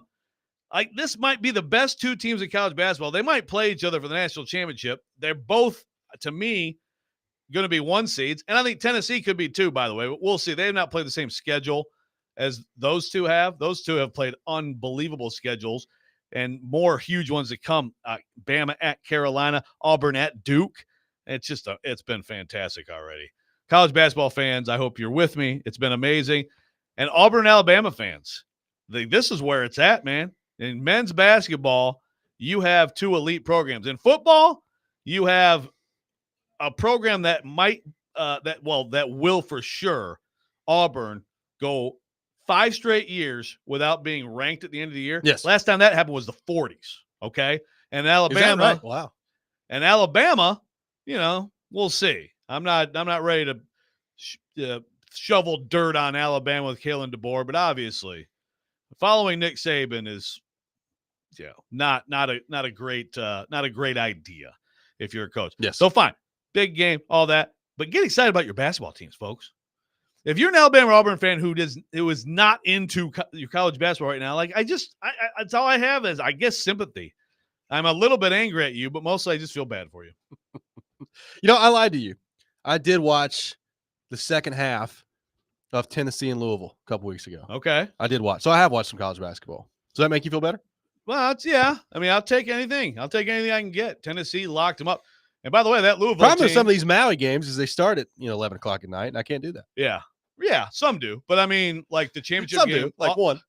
Right. The Auburn, they go all day. You got 3 days in a row, all day long. Today you got some Atlantis actually going on. Louisville, by the way, destroyed Indiana. They were about to beat Indiana by 40. It ended up only being like 28. But that Louisville team is playing for the championship in Atlantis.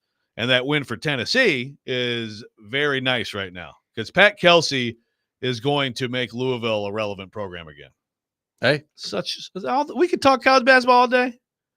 I mean, I heard the Wallman and the boys from Force Company talking about it earlier. I came in right when we got here. I was like, Connor Newt was just smiling the whole time. He's coping with Pope. Yeah, that's what I hear. Coping with Pope. Pope's good, man. Pope's going to be good for them. I will say one thing, again, look, I'm full-fledged college football right now. It's hard for me to pay attention to anything else right now. But I will say, I have seen people have already started yelling about John Calipari up there in Arkansas already. Yeah, Illinois kicked their butt. Yeah. So, yeah. He got on there. Was that yesterday or the day before? I think it was yesterday. I think it was yesterday. He got up there at the podium and was talking about, thank God it's November because, we haven't even had time to scrimmage yet. Like, we had barely got 10 guys out there, can't scrimmage. And all the Kentucky fans were like, yeah, that sounds a little familiar there. It's good stuff. Yeah. It could get. Maybe you should try calling the Hogs, turn things around a little bit. Maybe that's the key. And by the way, Matthew, Nashville, talking about the Lady Vols, Kim Caldwell, they have the best defense. They are so much fun to watch. They are pressing. She just got a huge recruiting class. So I'm excited about that. And meanwhile, Shea Ralph over here, they lost to Michigan State for their first loss of the season. They did lose their post, Sasha Washington. But that's a team that to me is absolutely going to be in the NCAA tournament. And I can keep talking hoops all day, you're like man. a wind-up toy over here. That's fine. I get so few opportunities. Maybe that should just be my rant. I'm just letting my you go. Keep going. I'm not trying to stop you. Keep going. It's basketball. What else? Basketball corner with. How's Izzo doing? They did beat North Carolina. So, young Brennan was in a bit. They blew it. They let North Carolina force overtime in Maui. And that game was like on at like 8. It wasn't like on at midnight. And they did end up winning, so they're not. So Izzo next week when he comes in for the pre-show meetings. Yeah, he took today off. Should be. Yeah, I get it. That's fine. He loves Black Friday shopping. He will hopefully be in a better mood next week. Every now and then we'll get a text. We hadn't had one in a little bit now, but I'm sure one's coming in the future. Of you guys like? Does Tom Izzo call in and weigh in on your show? Like you guys. So how often do you talk to Tom? How often? Like, is he a part of your pre-show meeting every morning? Like, is this legitimate? Of course it is. He's a friend of the show. Yeah. And, Narduzzi, he's been a little bit more irascible lately with he has the first team in like a long time to start 7-0 and then lose 4 in a row. Jackson on the text line says, it's not just you, Robbie. I'm right there with you. Can't do basketball till March. The only sport I don't care about. This from Jackson on the text line. So here's the thing. If you just don't like basketball, okay, that's fine. I mean, to me, it's like if you do love the basketball in March, this time of year is such a great, it sets the stage for it because there's all these matchups, obviously teams from different leagues playing each other, right? Like, I agree. There's the SEC ACC challenge coming up, right? Which I learned about on Force Company. Yeah, well, that's what I'm saying, man. Auburn at Duke. Oh, I'm freaking pumped for that. That might be during our. I'm just trying Christmas to see if party. I can get another sentence or two out of him. That way we can cover this until late February. No, I think this is going to be my daily rant now. Hoops. Okay. My hoops thoughts. It's the hoops update with Rex Rant. Basketball musings. 615 737-1025. We'll have more coming up on the Titans next. Their matchup against the Commanders. Robbie and Rex Road, 1025-1063 The Game.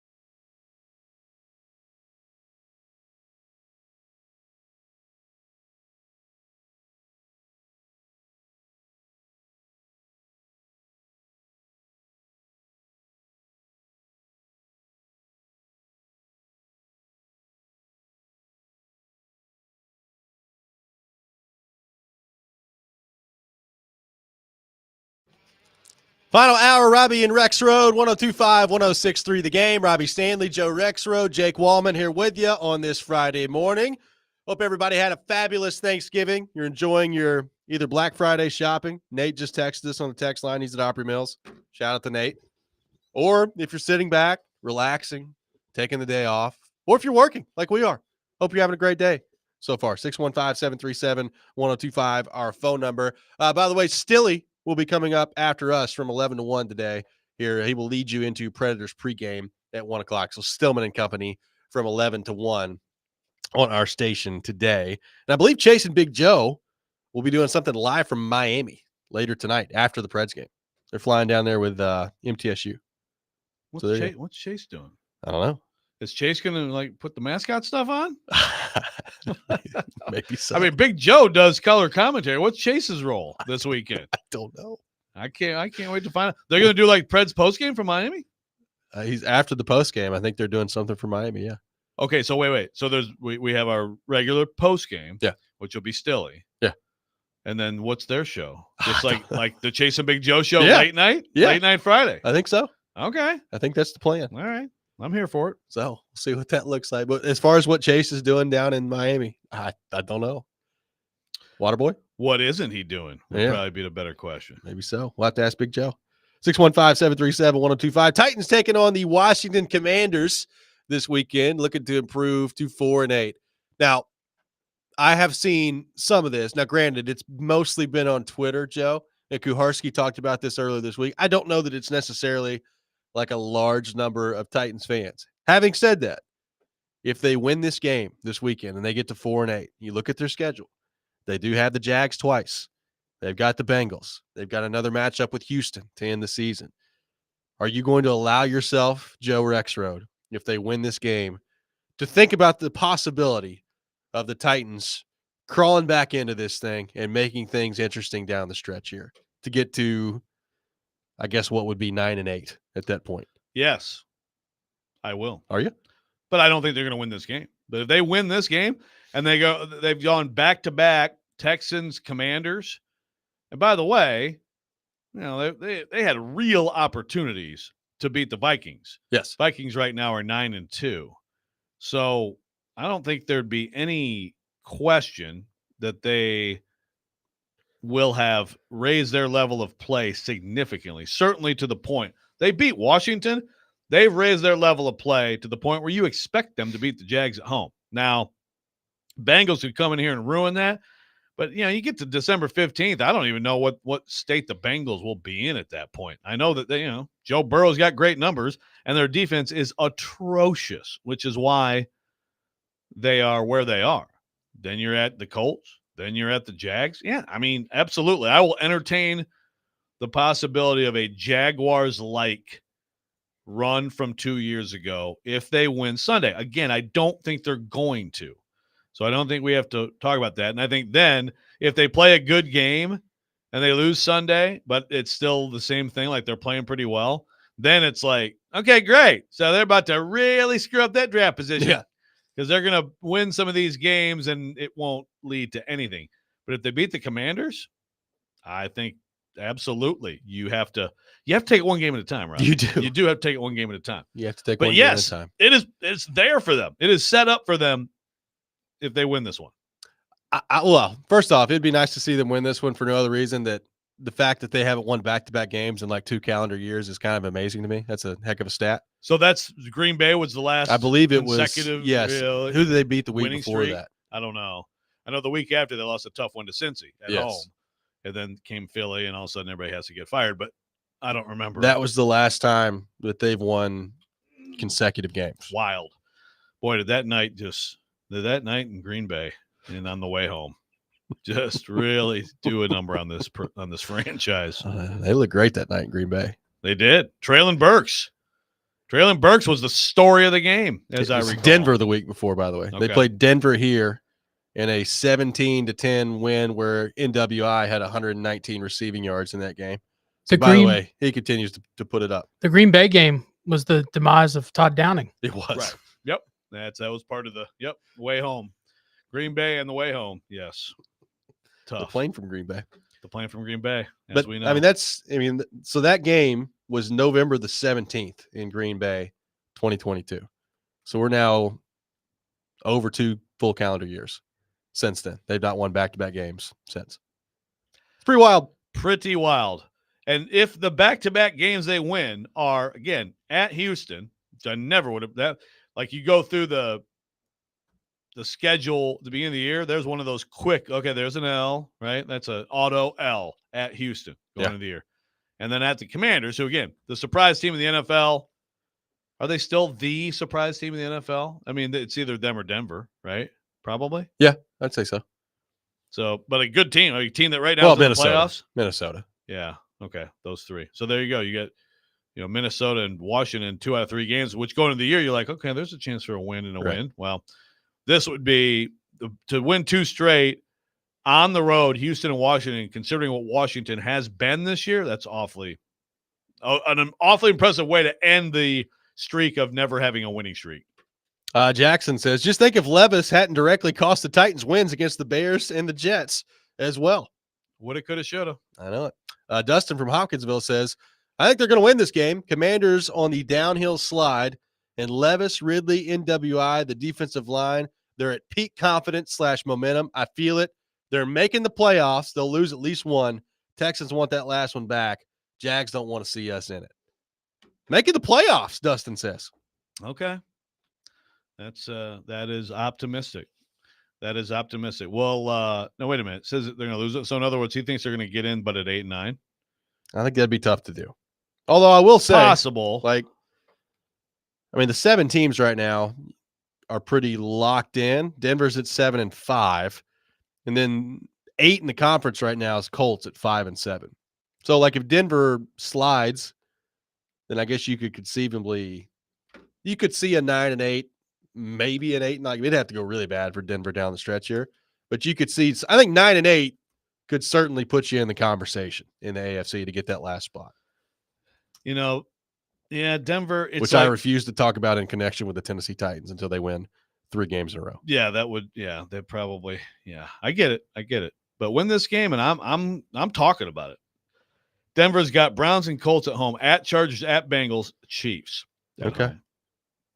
They could certainly lose the Chargers, Bengals, Chiefs trifecta, which puts them at 8. Can they, are they going to get to 9? Will they lose either to the Browns or the Colts at home? It's possible. They got to play Jameis. They do.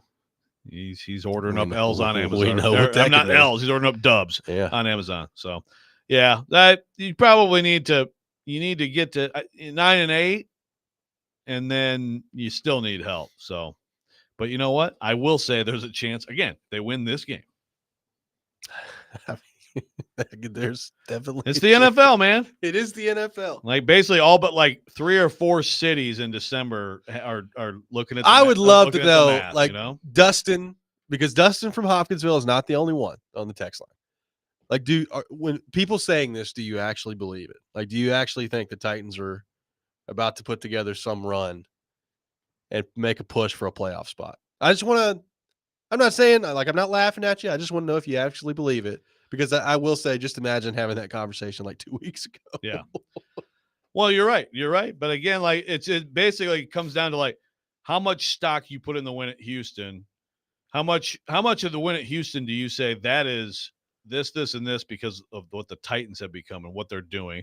And how much of it is in the NFL you have weird losses and the Texans just completely were out of character and gave you the game. I mean, certainly you can't count on a fair Baron or any competent kicker in the NFL to miss too many 28-yarders to help you, right? Right. There's some things. But also, you did overcome all these things as we talked about all week, the 8 sacks and the pick 6 and all these things, and you still won the game. So what does that mean? Does that mean that you are a resilient, way better football team now? If you clean up a few things, you're actually pretty darn good? Or was that just a wacky day in the NFL? We're going to begin to find out. 615-737-1025, our phone number. More coming up on the Titans. Next, we'll have Pigskin Pick'em coming up at 10:30 here on the program as well. Robbie and Rex Road, 1025, 1063, The Game.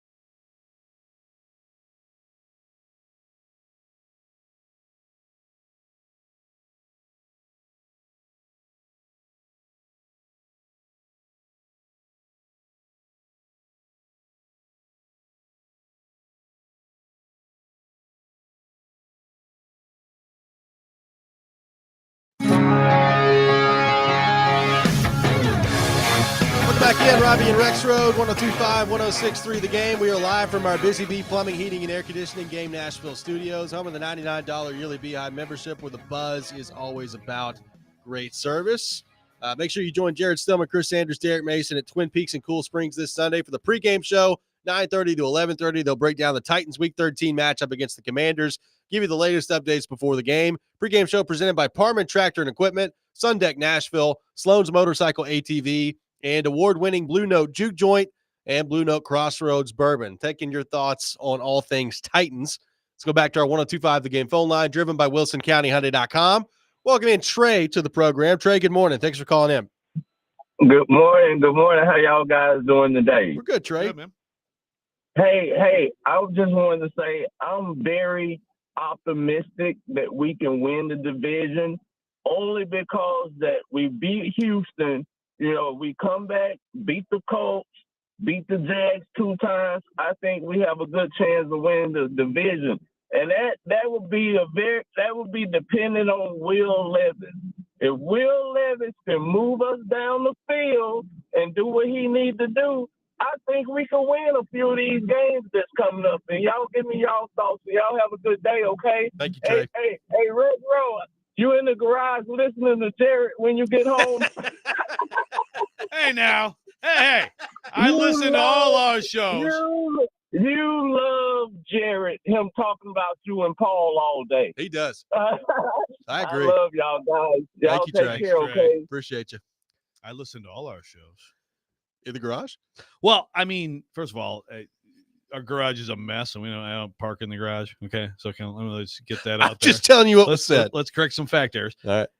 So yes, when I pick up my child, that's during that show. Other times of the day, I will. If Chase and Big Joe are going on something, and I just got home from from the radio show and got home. Yeah, I'll stay in the driveway and listen to them too. How much time you spend in your driveway every day? Wow. Well, so the thing is, like, Katie works from home, so you have to be very careful. The dogs go nuts when I get home, and she's on calls a lot. This is turned into a really interesting segment, I know. So, sometimes I do sit there, and then I carefully go through the garage to the house so the dogs don't lose their minds. That's good. I listen to all our shows, and I'm a big fan of all our shows. Thank you. Always being considerate. Trey brings up a good point. Like, we haven't talked about, I mean, there is a division winning. Which may be more likely, by the way. Yeah, so the Texans are 7-5. I don't know how good the Texans are. Well, they're 7-5. They have the at Jacksonville Dolphins at home next. I like them to be 9-5, but at Kansas City, Ravens at home, I like them to be 9-7. Yeah. And if they come in here at 9-7 and the Titans are they'd be 8-8. Yeah. And the Titans have already beat them, then the Titans would be playing to win the division. Winning, you're in. See, guys, it's this simple. We got it all figured out. Good call, Trey. Good call. I think it is possible for sure. In fact, I would say likely that whatever the Titans do, I don't know. There's a lot of, again, this week I think it's gonna be tough. But I like the Texans to be 9-7. 9 wins could win this division for sure. Yeah. Yeah. Like that, obviously they had Diggs go down, so that's a big loss that they had. But they've been, the thing is, though, I would say they've been disappointing compared to what I thought they would be, because I was wondering, like, could it be Kansas City, Baltimore, Houston? And the way it's turned out is Kansas City, Buffalo, and you could throw Baltimore, I guess, is that third team. Yeah. Even though Pittsburgh, they beat them, play well. and then Baltimore get them back. But Houston, I still think is going to win the division. They look so up and down. Like, they played Dallas and they just beat the crap out of Dallas. And you're like, okay. But then it's Dallas at home, who's just been horrible all year, with the exception, I guess, of yesterday. Exception of getting to play the Giants. The New York Giants. So I haven't really been able to figure out what Houston is. I'm with you, though. Like, they should beat Jacksonville on the road. I'm not convinced that Miami's all that good either. They should probably beat Miami at home. And then you have Kansas City and Baltimore after that. So 9-7 is probably the most likely, 9-7, probably the most likely record that they've got heading into that last game. It's where if you're the Titans and you do take care of business, it's there for you in that last game. This is at home, by the way. It is. And this is a weird thing, too. The Chiefs game on the road is a Saturday, because, of course, the NFL starts jumping on Saturdays, which is interesting, too, though. because that's the 21st, that's from the 12-team playoff. Yeah. So it's NFL and college football playoff going head to head. But so it's a Saturday, and then they play the Ravens 4 days later, a Christmas game, which is a Wednesday game. Yeah, that's weird. So they have a short week for the Chiefs, then they have an even shorter week for the Ravens, and then they have all kinds of time before they come Go on here. vacation before they come to the Titans. Yeah. But that to me, that makes those games even tougher for them to win. But again, look, Titans beat Commanders, we're going to be talking about this stuff. But I just don't think I don't think the Titans will. I don't want to spoil pigskin pick them, but I don't think the Titans are going to win this game this Sunday. If they surprise me, this is all going to be. And hey, you know what, Robbie? It is better than talking about the draft. I'm with you. But I'm still the Titans have not graduated to the point for me where I'm convinced that they're just going to beat the Jaguars twice. I know the Jaguars are bad. I'm still not convinced that the Titans have graduated to the point where they're just assured 2 wins against Jacksonville. Well, they haven't. But if you watch 60 minutes of them winning at Washington, then right, like you have to put yourself into the reality of that just happened. Yeah, right. That's a good point. Jeff on the text line. I believe the Titans are now hitting their peak this year, but enough to pull out of a playoff spot in a bad division? I don't think so. Many are now playing for their future in the league and future contracts. By the way, Dustin from Hopkinsville pointing out when he said that the Titans were going to make the playoffs earlier, it was a typo. He did not put the word "not" in there. That's a key. There's That's a key missing word there, buddy. Yeah. Okay. We'll take your word for it. Yep, I believe you. But Trey made no bones about it. He's very optimistic about the chances to go win the division. No, but that's the thing. I mean, it is a better path than hoping the Broncos crumble with their schedule. I agree. Yeah, I agree. Well, and again, you win Sunday on the surface. It's like, okay, you're 4-8. So what difference does it really make? Matter of fact, I'm here to tell you, if they win Sunday, I still think the prevailing theme among most Titans fans will be, will you guys please quit screwing up your draft spot? Will you please stop doing this? You think most will be there? I do. Okay. I still think 4-8 is pretty hard to talk yourself into 9-8 all of a sudden, but maybe not. It is. Maybe I'm wrong. I mean, again, maybe there's more optimism around here for this football team than I thought. Well, if they win, and look, it was just 2 years ago that the crappy Jags somehow just all turned it on while you were fumbling around and firing your GM. That's true. You know, you just saw the Jags do this, so why can't you do it? I think a lot of people start thinking that way if they win Sunday. Okay. And some will still be mad about the draft for sure. It'll be a good argument. It will be. Look, I'm here for it. I'm all for making this a little bit more interesting coming down the stretch beyond just okay, let's talk about the quarterback and then let's get into the draft. Who's going to be available at the draft when the Titans are picking 5th? It'd be nice to have a little interesting football down the stretch here. Yeah. No, and look, I mean, Washington is, you flip it around for them. They've had some bad luck. There's been a little bit of reality. I mean, I think that was the runaway story of the first half of the season. I agree. Quinn, coach of the year. Jaden Daniels, rookie of the year, and he's at least in the MVP discussion. And, they're not a perfect team, but that's a talented roster. They've been bad. Lost 3 in a row. Drafted high. Yeah, and the Steelers game was a great game. They go to Philly, and then the Cowboys game is the one that you're just like, man, how the heck did that happen? But they need this. They've got Eagles again. They got Cowboys on the road. The Falcons. It's a good team ahead. This one is for them. They have to get this one. Then they get their idle week, and then they have the Saints. Well, yeah, you get the Titans, you're off, then the Saints. And we talked about the NFC playoff picture earlier, why this is so huge for Washington. Because you're looking at the standings. Right now, they're the 7th seed. I mean, it feels like 2 wild card spots in the NFC are locked up. Minnesota's 9-2, Green Bay's 9-3, and Detroit's 11-1. So 3 teams from the NFC North are getting in the playoffs. It would take a total collapse otherwise. Exactly. So that leaves you 1 wild card spot. Philadelphia is going to win the division. So you've got the NFC West with Seattle at 6-5, Arizona at 6-5, LA at 5-6, San Francisco at 5-6. So all those teams are right there together. San Francisco's got Buffalo on Sunday Night Football. So if you're Washington and you can win this game, get to 8-5, you got the Saints coming up next. You should be 9-5 after that. You're going to be in a pretty good spot to end up in that last wild card spot. Right. And the Niners, again, anybody could win that division. but the Niners would be really seriously looking at the Commanders win this game and the Niners lose to Buffaloes. I think both things will happen. You're talking about 8-5 as compared to 5-7. We might be talking about an NFC playoff without the Niners. Yeah, pretty wild. 615-737-1025, our phone number. Pigskin Pick'em is coming up next. You're listening to Robbie and Rex Road, 1025, 1063, The Game.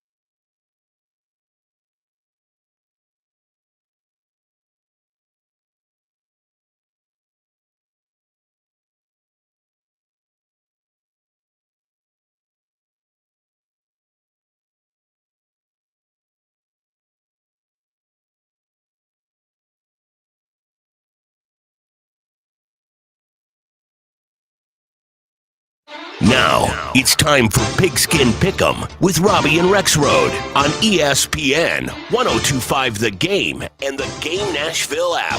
It is that time of the week, time for Pigskin Pick'em here on Robbie and Rex Road. Joe Rex Road, a standings update in the competition. How we doing? Yeah, kind of flipped. You had the best week, 5-1. Yes. I went 4-2. Nick, who's not here today, he's hungover from Can Golf, went 3-3. So he had a huge game, huge week. Then he follows that up. We all did not get our locks. No locks for any of us. So, as of now, Nick, 42-36, 9-4 in his locks, 51 points. Me, 44-34, 5-8 with my locks, 49 points. Robbie, 42-36, 5-8 in his locks, 47 points. 51, 49, 47. This is maybe the best competition we've ever had. It's getting tight. No doubt about that. Nick Keyser is not here today, but he is in first place. And he has sent in his picks to us here on the program. So, Joe, we begin with Tennessee taking on Vanderbilt. Tennessee is a 10.5-point favorite in this game. Keyser is going Vandy plus the 10.5. He did point out that he is picking Tennessee to win the game, but is going Vandy plus the 10.5. Joe Rex Road, Tennessee and Vandy. Vols favored by 10.5. Yeah, I'm basically with him. That the half there means something. I think, give me a final score. I think it's going to be Vols 24, Vandy 17. I think the Vols are going to win this game by a touchdown. I will take the 10.5 gladly and the Commodores. I think it would be extremely arrogant of me to pick Tennessee minus the 10.5 in this game. So I'm not going to do it. I think I'll go Vanderbilt. Do what you think's going to happen, man. I don't think that they're going to win by more than 10.5. I think this is going to be a slugfest tomorrow. I really do. I think the game will go into the fourth quarter, and Tennessee fans will have the thought in their head, oh, my God, the college football playoff is there, and it's not a lock that they're going to get it. I think that thought will be in your head in the fourth quarter. I find that very fun to imagine that. I hope that's what we get, man. I hope we get a great game. I'll go with Vanderbilt plus the 10.5 and Tennessee to win the game by about 4, 5, somewhere in that neighborhood. The Titans and the Commanders coming up in Washington, I guess more accurately Maryland, on Sunday. Joe Rex Road. The Commanders favored by 6.5 in this matchup. Who you got? Yeah, I think they're going to win by a touchdown. So I got the Vols Vandy coming down about a touchdown game. I think Commanders beat the Titans by a touchdown. So I will take them and give the 6.5. I think it'll be a good game. But Washington badly needs this, and Washington is better than Tennessee. Give me the Titans. Oh. Give me the Titans plus the 6.5. Now, I think they're going to lose. Okay. By about a closer field goal. Loss. Yeah, all about right. a field goal loss. But I'll go the Titans plus 6.5. I think the Titans are being disrespected in this line. You seen the way Will Levis, NWI, been throwing and catching the ball the last couple weeks? I have. Give me the Titans plus the 6.5. Nick Keyser going with the Washington Commanders minus the 6.5 as well. We move to the individual portion of the competition. Joe Rex Road, your first individual selection. So Egg Bowl, I missed it last night. I don't like the Egg Bowl not being there as an option on Thanksgiving night. I would have turned away from your Packers to watch some Egg Bowl. Did have Memphis ruining Tulane's chances of the college football playoff. Memphis, 10-win season, by the way. Yeah. But give me the Egg Bowl today, and let's tell you what. Mississippi State at Ole Miss, and Ole Miss is minus 25.5. Mississippi State's bad, and Lane Kiffin likes to run the score up on people, but you know what? I think there's a hangover for Ole Miss here. It's a rivalry game. And I think they absolutely blew it last week, like Tennessee fans hope their team doesn't do this week. Give me the Bulldogs in the 25.5 to make this a closer game than you might think. Ooh, going with Mississippi State plus the 25.5 against Ole Miss. Keyser's first individual selection, Ohio State minus the 18.5 against Michigan. That's a big line in that game. They're going with the minus 18.5 against Michigan. I will go Texas A&M and Texas. It's a 5.5-point line for Texas in this game. Give me A&M, not only to cover. A&M wins outright. A&M takes down Texas plus the 5.5 and punches their ticket, Joe, to the SEC title game. What do you think of that? I mean, I can see it. I can't wait for that game. I mean, it's been a long time coming for these teams to play again, and a lot at stake in this one. And if that happens, and your scenario is correct, I think the 10-2 Texas team with their resume should not be in the college football playoff, but we'll see. We'll see how the committee thinks. Nick Keyser's second individual selection, he was taking Louisville minus 3.5 against the Kentucky Wildcats. So going Louisville minus 3.5 against Kentucky. Joe Rexrode, your second individual selection. So here's a line I actually couldn't believe, and I am all over it, and this is my lock. Cal at SMU. SMU minus 13.5. Cal's not good. SMU is very good. They're at home. They are pushing for a playoff bid. The ACC is trying to get more than one team, and I think SMU is going to destroy them. Give me that minus 13.5, make it my lock. So going with SMU minus the 13.5, locking down against Cal. My lock of the week, Syracuse plus 10.5 against Miami. That one's going to be closer than the experts think. Give me Syracuse, the orange, plus the 10.5 against Miami. Joe, I legitimately believe Syracuse, a legit shot to win this game. I do too. I like that pick a lot. Joe Rexrode, your third individual selection. All right, going to the NFL. Seahawks at Jets. Geno back playing in the Jets, and the Jets are +1. I think the Seahawks are going to kick the crap out of them. Give me the Seahawks, and I'll give you that point. The Seahawks -1 against the Jets. Nick Keiser going with the Philadelphia Eagles +3 against the Ravens, locking down on Philadelphia. Wow. So Keiser, big believer in the Philadelphia Eagles. I like the down Eagles too. +3 against the Ravens. I will say, very much looking forward to that matchup. That's the game of the week for sure. Yep, no doubt about that. I will go with the Tampa Bay Buccaneers -5.5 against those pesky Carolina Panthers. Carolina playing a little bit better. Bryce Young played well last week against Kansas City, but I like Tampa Bay in this matchup. -5.5 with Mike Evans back in the lineup. Joe Rexrode, your final individual selection. All right, Texans, we've been talking about it today. Texans at Jaguars. Jaguars at home. They are +3.5. I think the Texans have been humbled. I think they've been embarrassed. They've had their ups and downs. I think they're going to go down to Jacksonville and put a thumping on that team. Give me the Texans. I'll give you the 3.5. What's the temperature going to be like in Jacksonville? Anybody getting in the Milky Pool this weekend down there? Celebrate the holidays? That's a good question. That's a good question. You know, if you put enough, Anybody going to be if in you attendance? put enough film all over your skin, even if it's cold, you can handle the pool. So I hope it's full. Nick Keiser's final pick, the Buffalo Bills -6.5 over the 49ers. A lot of snow coming to the Buffalo area this weekend, Joe. That one could be fascinating on Sunday. You know, the funny thing about that is, I know it's like the Niners, they're from California. They can handle the cold. The Niners are built for a game like that in terms of the way they can run the football. I agree. So, I don't know, man. They at some point, they need to make a stand. My final selection, I will go with Arkansas +3.5 against Missouri. Now, you had Eli Drinkwitz yelling at Mississippi State last week about how he's going to run the score up if they didn't shut up or whatever he was doing on the sideline. Earlier this week, he couldn't pronounce Talon Green's name. Talon, I think is what he called Talon? it. Talon Green. Talon. So because of the disrespect of Eli Drinkwitz not being able to pronounce the other team's quarterback's name, and it's not like the other team's quarterback is named Nico Iamaleava, which apparently all of college football can't pronounce, even though it's really not that hard once you get it down. Disrespect from Eli Drinkwitz. Give me Arkansas +3.5 to win outright against Missouri. What do you think of that? Yeah, well, I think I don't hate the Call pick. the Hogs. Yeah, call the Hogs. I mean, in this league, it's, and look, Missouri, clearly not nearly what they were supposed to be going into the season. And one of the most disappointing teams in the league. So let me ask you this. You've thrown it out there, and I think I agree with you, although I'd have to also see like how the rest of the weekend plays out. But if Texas loses and they get to 10-2 and they don't go the SEC title game with their resume, are they – I know you think they should be out. Do you think they actually will be out by the time it comes around? Well, first of all, tell me what else happens, right? I mean, that's part of it too. Like, okay, so let's say like if Tennessee loses, then okay, Texas is fine. But I mean, if it doesn't have to be Tennessee against Texas, but I mean, like, to me, Tennessee would clearly have the better resume than Texas at that point, right? Yeah. For one.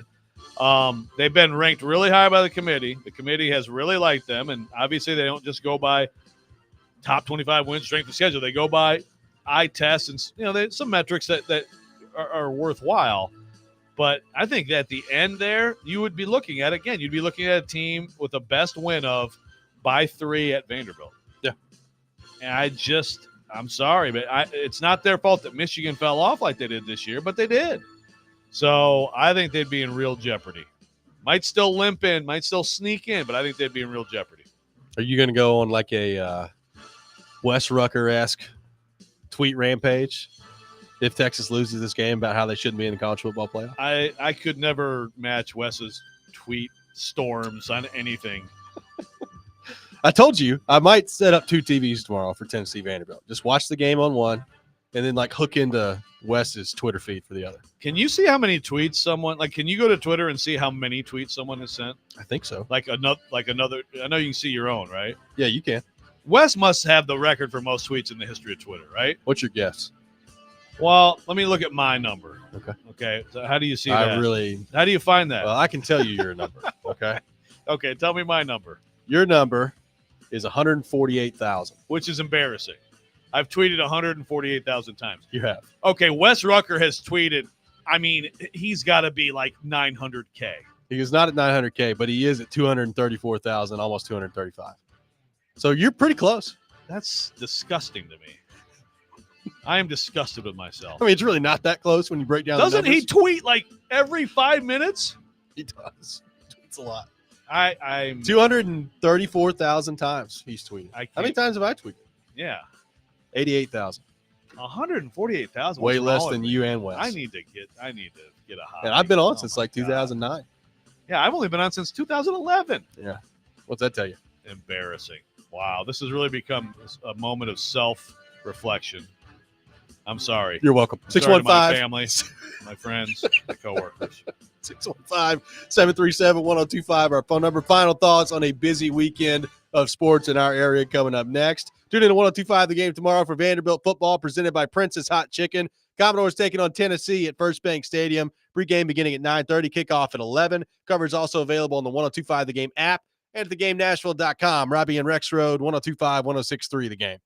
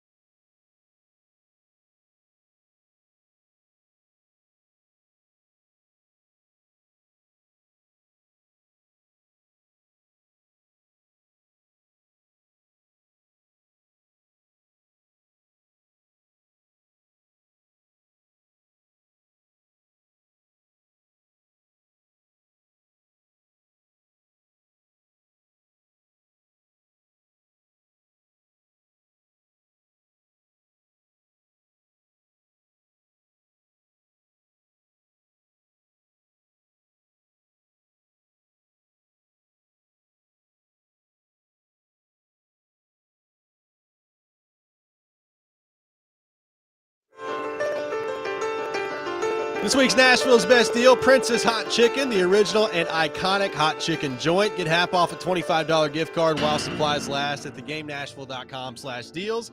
Gift card only good for the Tanger outlets in Antioch and inside Assembly Food Hall in downtown Nashville. Final segment of the day here on the program. Stilly will be with you coming up next, and Stillman and Company from 11 to 1. Preds pregame beginning at 1 o'clock before they take on the Tampa Bay Lightning today at 2 o'clock at Bridgestone Arena. Joe, your final thoughts on Tennessee and Vanderbilt. I'm really looking forward to it. It's going to be a lot of fun. High stakes, certainly for Tennessee, with a chance to get in the college football playoff, and a heck of an opportunity for Vanderbilt to get their 7th win of the year and to totally ruin things for their arch rival as well. What do you make of this matchup? Your final thoughts on what should be a really fun day in our city tomorrow? Yeah, look, this is think about like how this game looked on paper going into the season.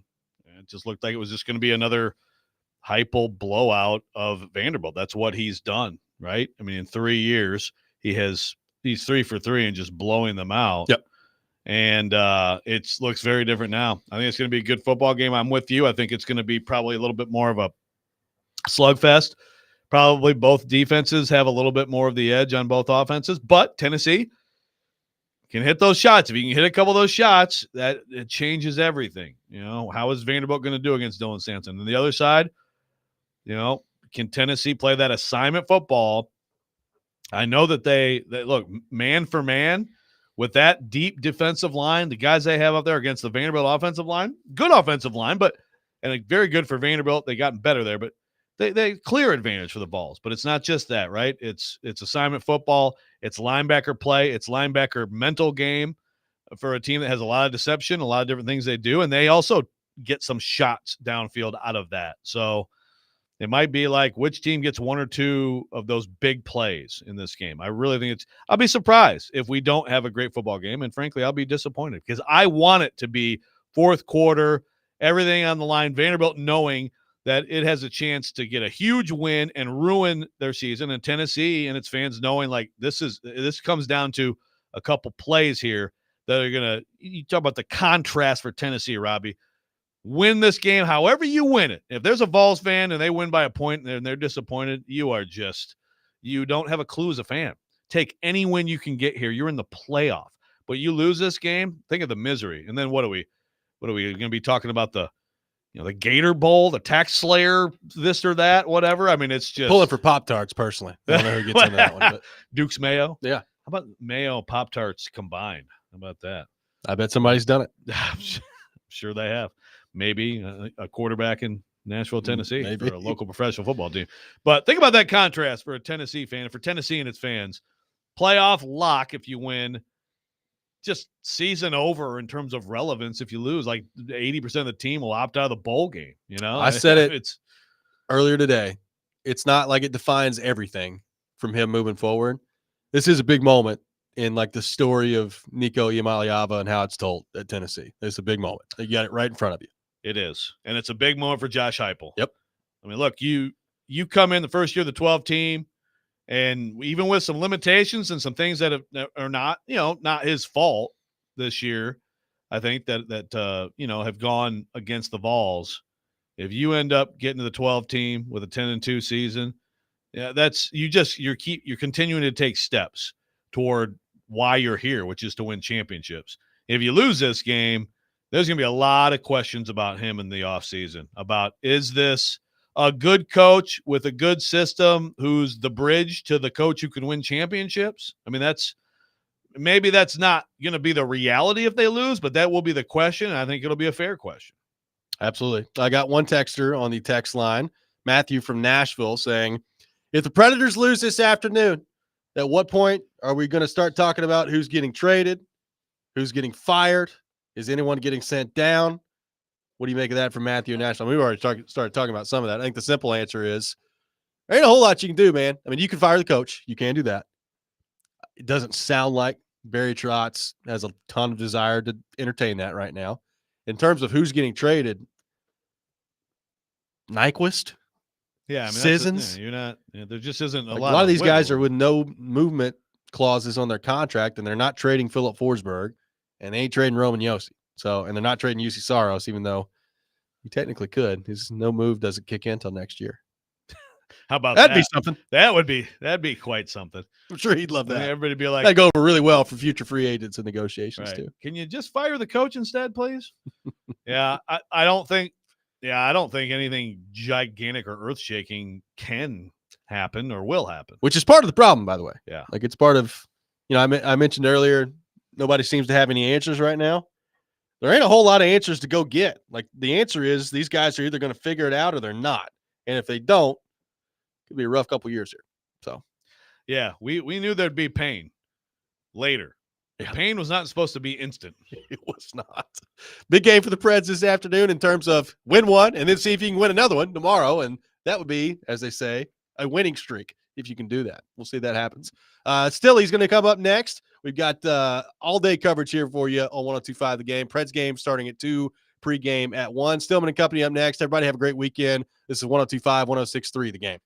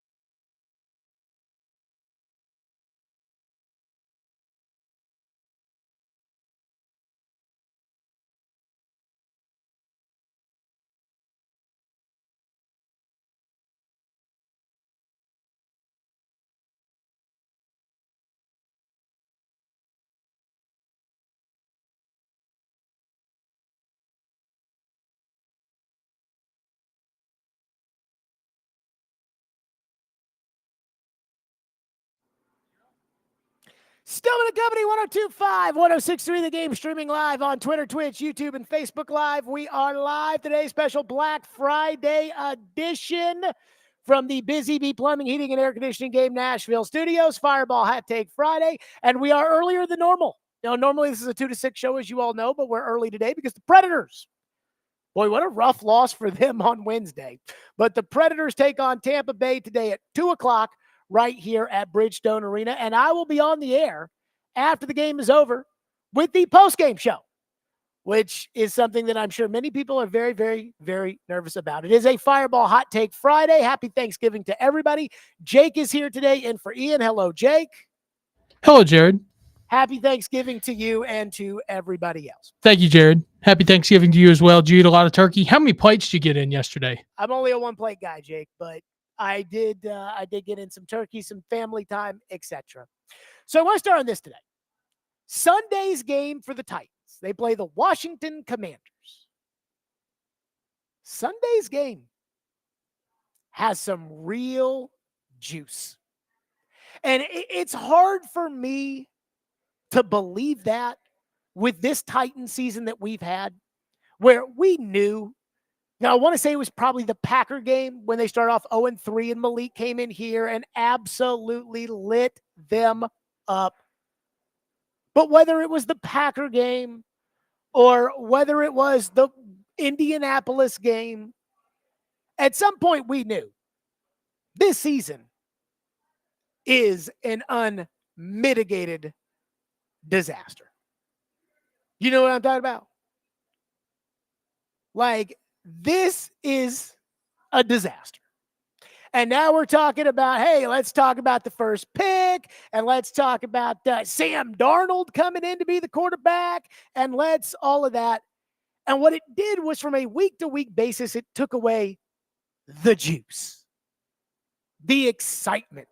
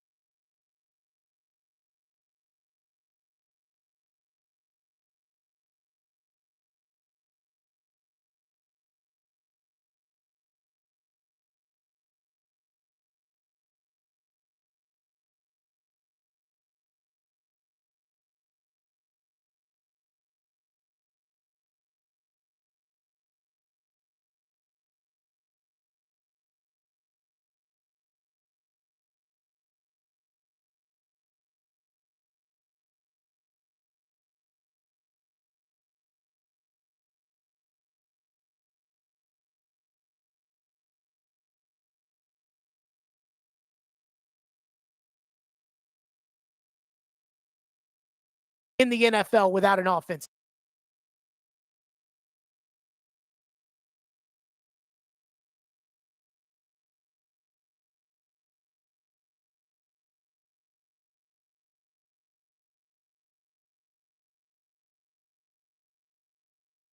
Close doesn't really mean anything. So again, Sunday with the Commanders is a game where we're actually going to see if the Titans have improved as a football team to the point that they can go on the road and challenge a playoff team. Because again, if the playoffs were being held today, Washington is in. So we're going to challenge a playoff team who has everything at stake. They have a legit blossoming potential franchise quarterback. And they are coming off of a highly disappointing loss on Sunday. This is going to be the moment of truth. This is going to be when we find out, are they really better? Is Will Levis, hey, he's improved over the last 3 games. Yeah, and he still threw a pick 6 and took 8 sacks on Sunday. Not exactly Joe Montana yet. But this game's got some juice. You're getting Washington's best shot, folks. They know they have to beat the Titans. Like, they look at their schedule, and they're like, all right, here's what we have to do in order to make the playoffs. Boy, I'll tell you, Philadelphia, that one's going to be tough. The Giants? Yeah, we should beat the Giants. Dallas? Without Dak Prescott? Yeah, we should beat the Cowboys. They didn't last week. Titans? Oh, yeah. No. We'll beat the Titans. We got to beat the Titans. And so, to me, if the Titans can go to Washington and win the game, then again, I'm kind of rooting that doesn't happen. But if they go to Washington and they show that they can win the game and they do end up winning the game again, I don't care about playing close. Washington's not good enough for me to accept a moral victory. So with that, I'm just saying, like, Sunday's game's got some juice. 615-737-1025, which is our phone number if you want to weigh in, 615-737-1025 here on the program. Here on Stillman and Company, it is a Fireball Hot Take Friday, and I do want to talk about Fireball Cinnamon Whiskey. Why? Because there's no better way to ignite the night and start your weekend than with ice-cold Fireball Cinnamon Whiskey. It goes down so smooth and it tastes so great. There is no better way to ignite the night than to do so with ice-cold Fireball Cinnamon Whiskey. I love Fireball. You'll love Fireball too. So again, now that the Christmas season is upon us, Christmas parties, etc., get Fireball Whiskey. Ignite the night. Please do responsibly and be 21 years or older to enjoy. That's Fireball Cinnamon Whiskey.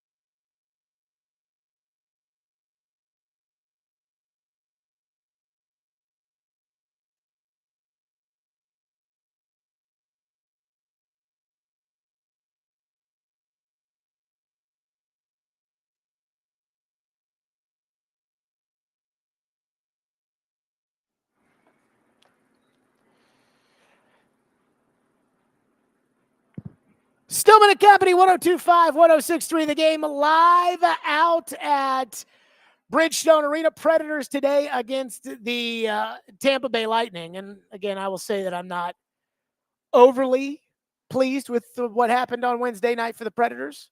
But as of right now, I am scheduled to be doing the postgame show, which I'm excited about today for the Preds and Bolts. So when it comes to Titans, this game's got some juice. Because, again, we're going to see if the Titans are for real or not. Like, we're going to see if they're for real, if they're not, because, again, I think Washington's going to give you the best shot on Sunday. There is one thing that I do want to just go over with everybody. Because I'm a big believer in setting expectations. I'm a big believer in being fair. And I'm a big believer in telling the truth. Let me say this about life, because I feel this to my core. And maybe I'm wrong to think it. I don't know.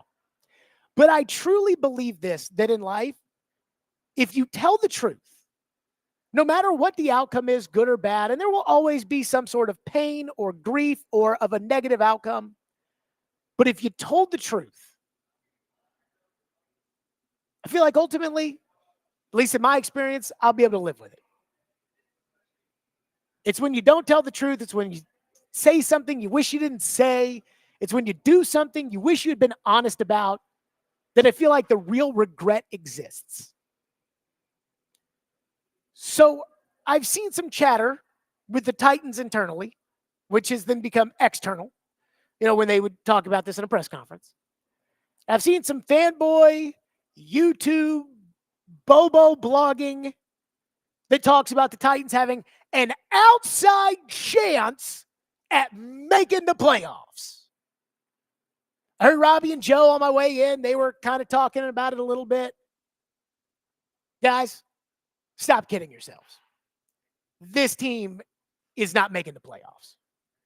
But Jared, if we run the table and okay, if you run the table, if Will Levis becomes Dan Marino, if Tony Pollard becomes Barry Sanders, if Calvin Ridley becomes Jerry Rice, I think you got a shot. But how likely is that to happen? And look, folks, I lived through the Vince Young rookie year.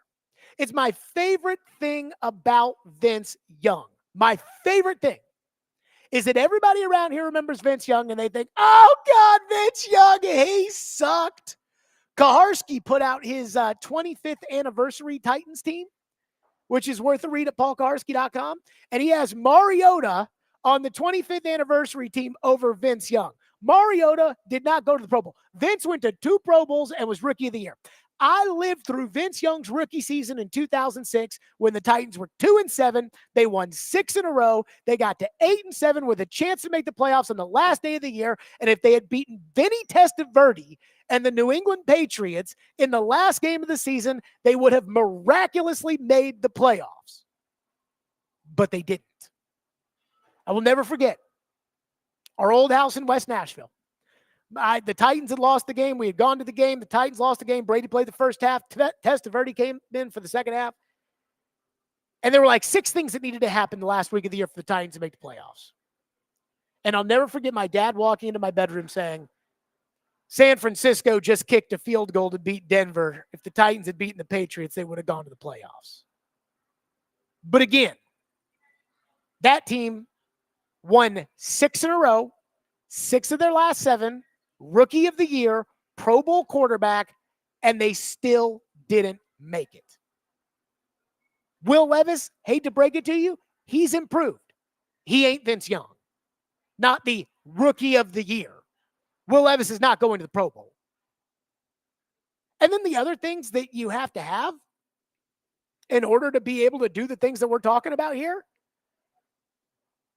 you have to have competent special teams. You don't have that. That Titans team, again, the improbable run almost made the playoffs. Can't believe it that they had Rob Baronis nail a 60-yard field goal at the buzzer to beat Indianapolis and Peyton Manning. Again, Nick Folk, I was wrong when they acquired him. This guy can kick 60-yarders. Special teams depending on them to win you games. Come on now. The Titans barely won on Sunday against the Texans, the win that they had to get in order for some people that just want to believe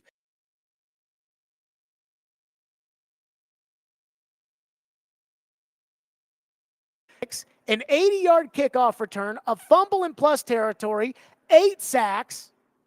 In 2006, David Stewart played right tackle.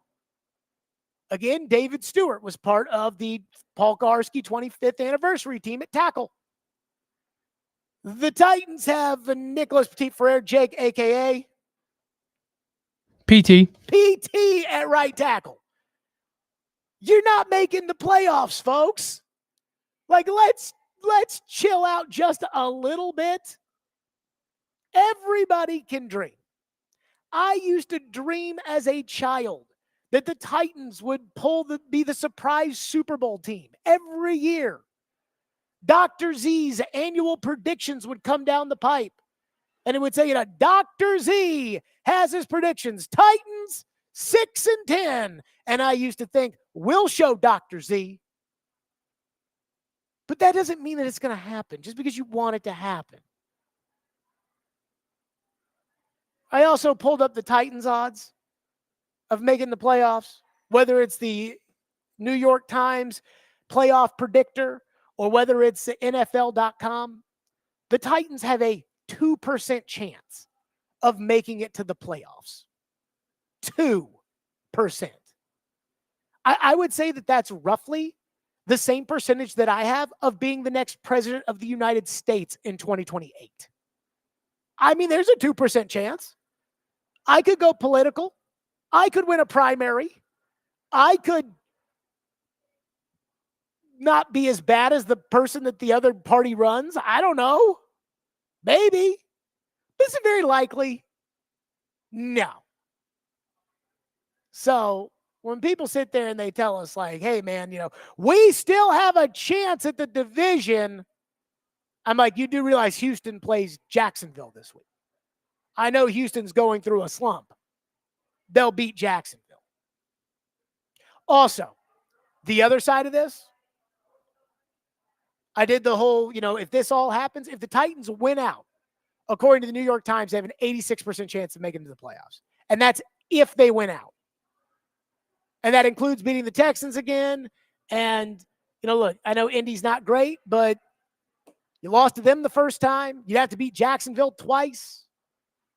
We thought last week you might be the worst team in the NFL. And by the way, you are not the worst team in the NFL. The worst team in the NFL is the Giants. But this time last week, we were having that debate.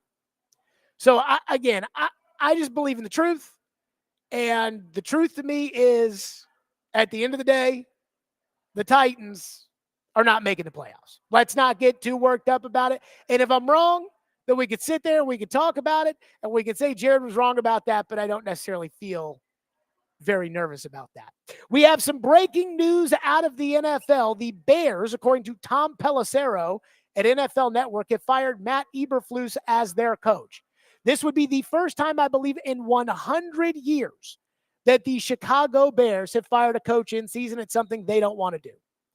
Let me say this. Most times in life, these decisions get made for you. Very rarely do you actually make a decision in your life that hasn't really already been made. You know what I mean? Sure, sometimes there are debates. Do I go with door number 1 or door number 2? But a lot of the time, we just react to what's in front of us. At the end of last season, I chastised the Bears for not firing Matt Eberflus. And I didn't think Eberflus was a terrible coach, but I knew he wasn't a good coach.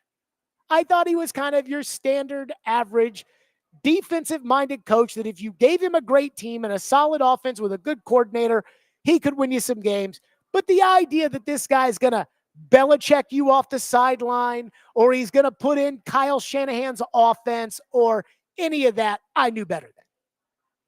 And I knew when Carolina clinched the worst record in the NFL, thus Chicago was going to have the number 1 pick, in which everybody would have picked Caleb Williams. If Drake May or Jaden Daniels goes on to be Michael Jordan, and they do a documentary about one of those two quarterbacks, you will see, whether it's Elliott Wolf in New England or Adam Peters in Washington, you will see them say, just like Rod Thorne, the general manager of the Bulls, when they drafted Michael Jordan, he will say, everybody picking first, including me, would have taken Caleb Williams. Rod Thorne said in The Last Dance, everybody, including me, would have taken Akeem Olajuwon. So I knew as soon as Carolina clinched the number one spot that it was going to be Caleb to the Bears. But Jared, Justin Fields at the end of the year, and he shot, but they won 7 games. You have a shot to take Caleb Williams, you take Caleb Williams. Caleb Williams, again, the way he was hyped as a prospect was at the level of a, franchise quarterback, at the level that not maybe Peyton was, but somewhere probably close to that. And remember, Indianapolis moved on from Peyton so they could go with Andrew Luck. And I said, why are they not firing the coach? And I remember I was on Sirius XM taking phone calls saying, why are they not firing Matt Eberflus? They need to hire an offensive coach to be the guy who's with Caleb Williams from the jump. Because if you hire a good offensive coordinator, which they didn't, but if you hire a good offensive coordinator, as soon as he gets a job, Caleb, plays well, and then that guy's a head coach. So why not an offensive guy? And boy, I took calls. You don't understand, Jared. And I'm like, no, I think I understand how the NFL works. I think I got it. I think I know. But at the same time, I know the Bears. They're not going to make that kind of decision. The way this season has gone, and the way yesterday, the end of the game, that choice was made for you. I was listening on the radio to the end of the game. We're kind of more of a Thanksgiving lunch family than we are a Thanksgiving dinner family. And I'm driving home listening to the game. And I'm listening to the broadcasters talk about why are they not calling timeout? 25 seconds to go. 15 seconds to go. 10 seconds to go. They're only going to get one playoff here. And I'm like, yeah, you have to fire the coach. He was already on thin ice, and then you have that ending at that. Goodbye. So that is not a surprise to me. Again, I don't think the Bears really had a choice after what happened yesterday. But the real mistake was not doing it before the start of the season. When you knew you were going to take Caleb, because now when Matt Eberflus took the job, they inherited Justin Fields. When Matt Nagy took the job before them, they inherited Mitch Trubisky. So now the next coach will inherit Caleb Williams. Great job, Chicago. 615-737-1025. We'll get to some of your phones. 615-737-1025. Stillman and Company on a Fireball Hot Take Friday, 1025 The Game.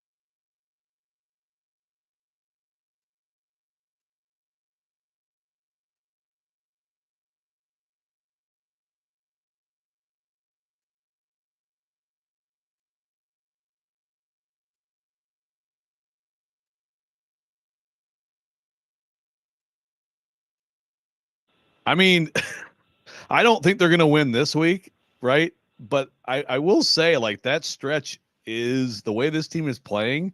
Like, that stretch is actually kind of inviting. Am I talking myself into something crazy here?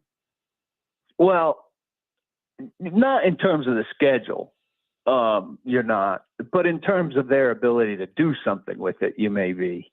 They haven't won back-to-back games since Denver and Green Bay 2 calendar years ago. Is that all? So, yeah, that's all. That's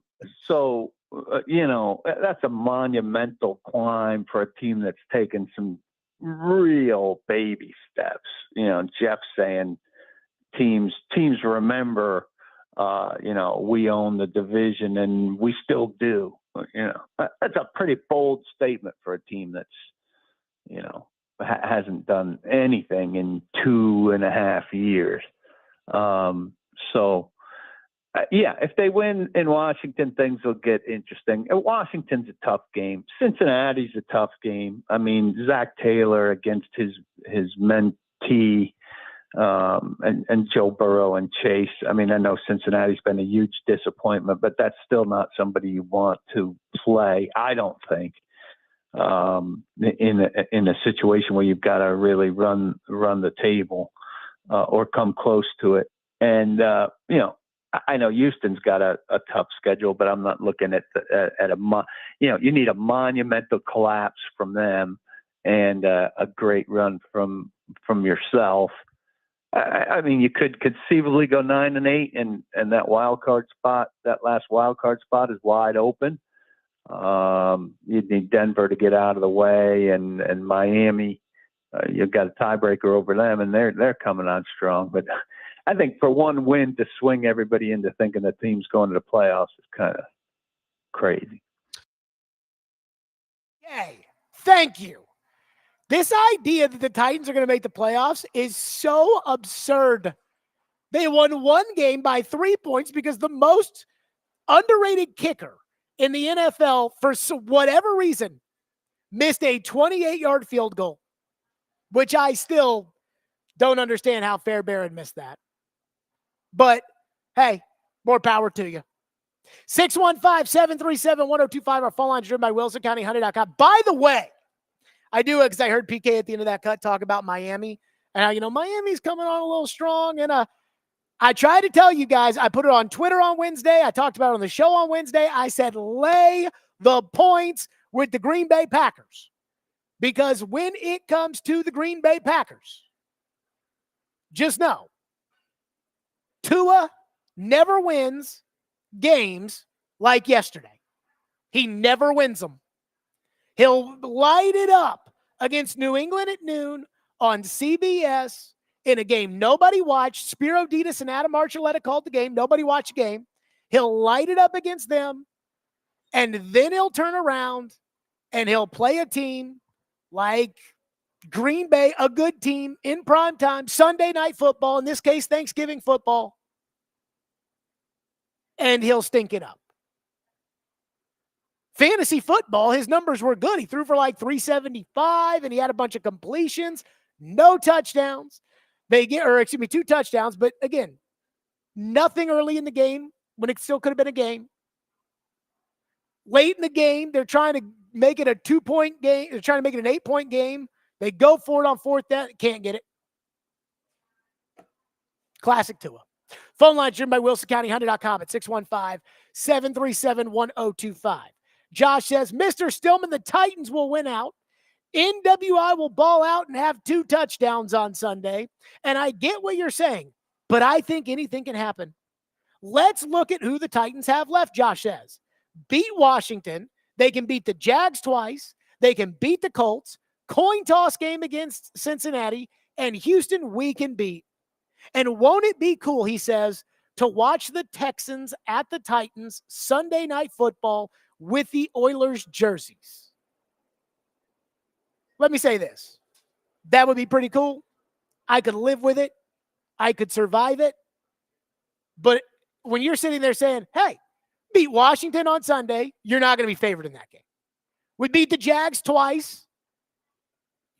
If we were just two schmoes and we were just picking out games and we were saying, oh yeah, this one and that one. And let's see, Tennessee, Jacksonville, like it would be, they'll probably split, but you got to win those two. Texans at home. Yeah, you're going to get the same terrible Texans. They're going to play the exact same way. Fairbairn's going to miss 28-yard kick. And then you think you're going to beat Joe Burrow at home, which, let me say this about Cincinnati. They stink. And they need to fire their coach. But I would still take Cincinnati over the Titans. You won one game by 3 points. You gave up 8 sacks. PT's still the right tackle. Things aren't changing. Whoops. Things aren't changing. It just is what it is. So I don't get too worked up one way or another on that. I do want to get this out there. I just want to throw this out there. Tennessee plays Vanderbilt on Saturday. And I think there's some real juice to this game. I think there's some real juice. And if I was a Tennessee fan, I'd be scared to death of this game. And I'm going to tell you why. Because I don't think Nico is good enough to win this game if he has to. Now, if they can play defense and turn Vandy over and, run the ball, and he'll be fine. But if this comes down to a ball in Nico's hands, I don't know if he can win. You put the ball in the other quarterback's hands, I think he can win the game. And that would scare me to death. And there is something about Nico this season that I don't like. It just feels like he never elevates the team. It feels like he never makes them better than what they are. And no, I'm not counting the NC State game. I'm talking about the real games. My cousin is a Tennessee grad. He told me yesterday. He said his biggest beef with Josh Heupel is that he feels like Josh Heupel went from coaching to win to coaching not to lose. And I get the sentiment. But I think that Heupel's doing that because he doesn't have Hendon Hooker at quarterback. When you got Hendon Hooker, you can coach to win. When you don't really trust your quarterback that much and you don't say, okay, I want the ball in your hands at the end of the game, you coach not to lose. And when I heard Clark Lee talk this week and he started to play up the Vandy UT rivalry, I'm from here, I know what this is about, I know what this needs to, he's trying to fire those boys up. And I think that might work. And the other thing that makes no sense to me, Tennessee is an 11-point favorite. And I think that is crazy. And I'll tell you why. First of all, Diego Pavia, and who knows what's going to happen with this lawsuit or not, this might be his last game. Diego Pavia is the king of being a double-digit dog. Secondly, Vandy is 8-3 against the spread this year, 6-1 against the spread in the SEC. Vandy has beat the spread by double digits 7 times this season. Tennessee is 6-5 against the spread this year and 2-5 since October. The only spread they've beaten in SEC play was the Alabama game, in which Alabama was favored to win. So when I see the line for these games, I see Tennessee's brand versus Vandy's brand. Vandy's brand has been the lie. It's like, well, it's Vanderbilt, so they're going to get beat, so go ahead and all these games have been closer than people think because Vanderbilt is better than people are used to Vanderbilt being. And Tennessee, look, they're 7th in the country, so I'm not going to sit here and tell you that, they're not good. But the Tennessee brand, with Josh Heupel's coach, been scoring all these points, and they're a defensive team right now. So again, in 2024, Vanderbilt has not lived up to the Vanderbilt brand. I think we can agree. Tennessee has not lived up to what people thought Tennessee would be. Again, the only game in the SEC in which Tennessee's covered is Alabama, in which they were underdogs and won. And if there's any team that's not living up to the brand, it's Alabama. Other than Florida State, it's Alabama. So that line, that scares me. And a defensive game, which would favor UT winning, is probably more likely, which means you're not going to have an 11-point spread. But this game would scare me to death if I was a UT fan. 615-737-1025 is our phone number, 615-737-1025. Stillman and Company, 1025 The Game. All right.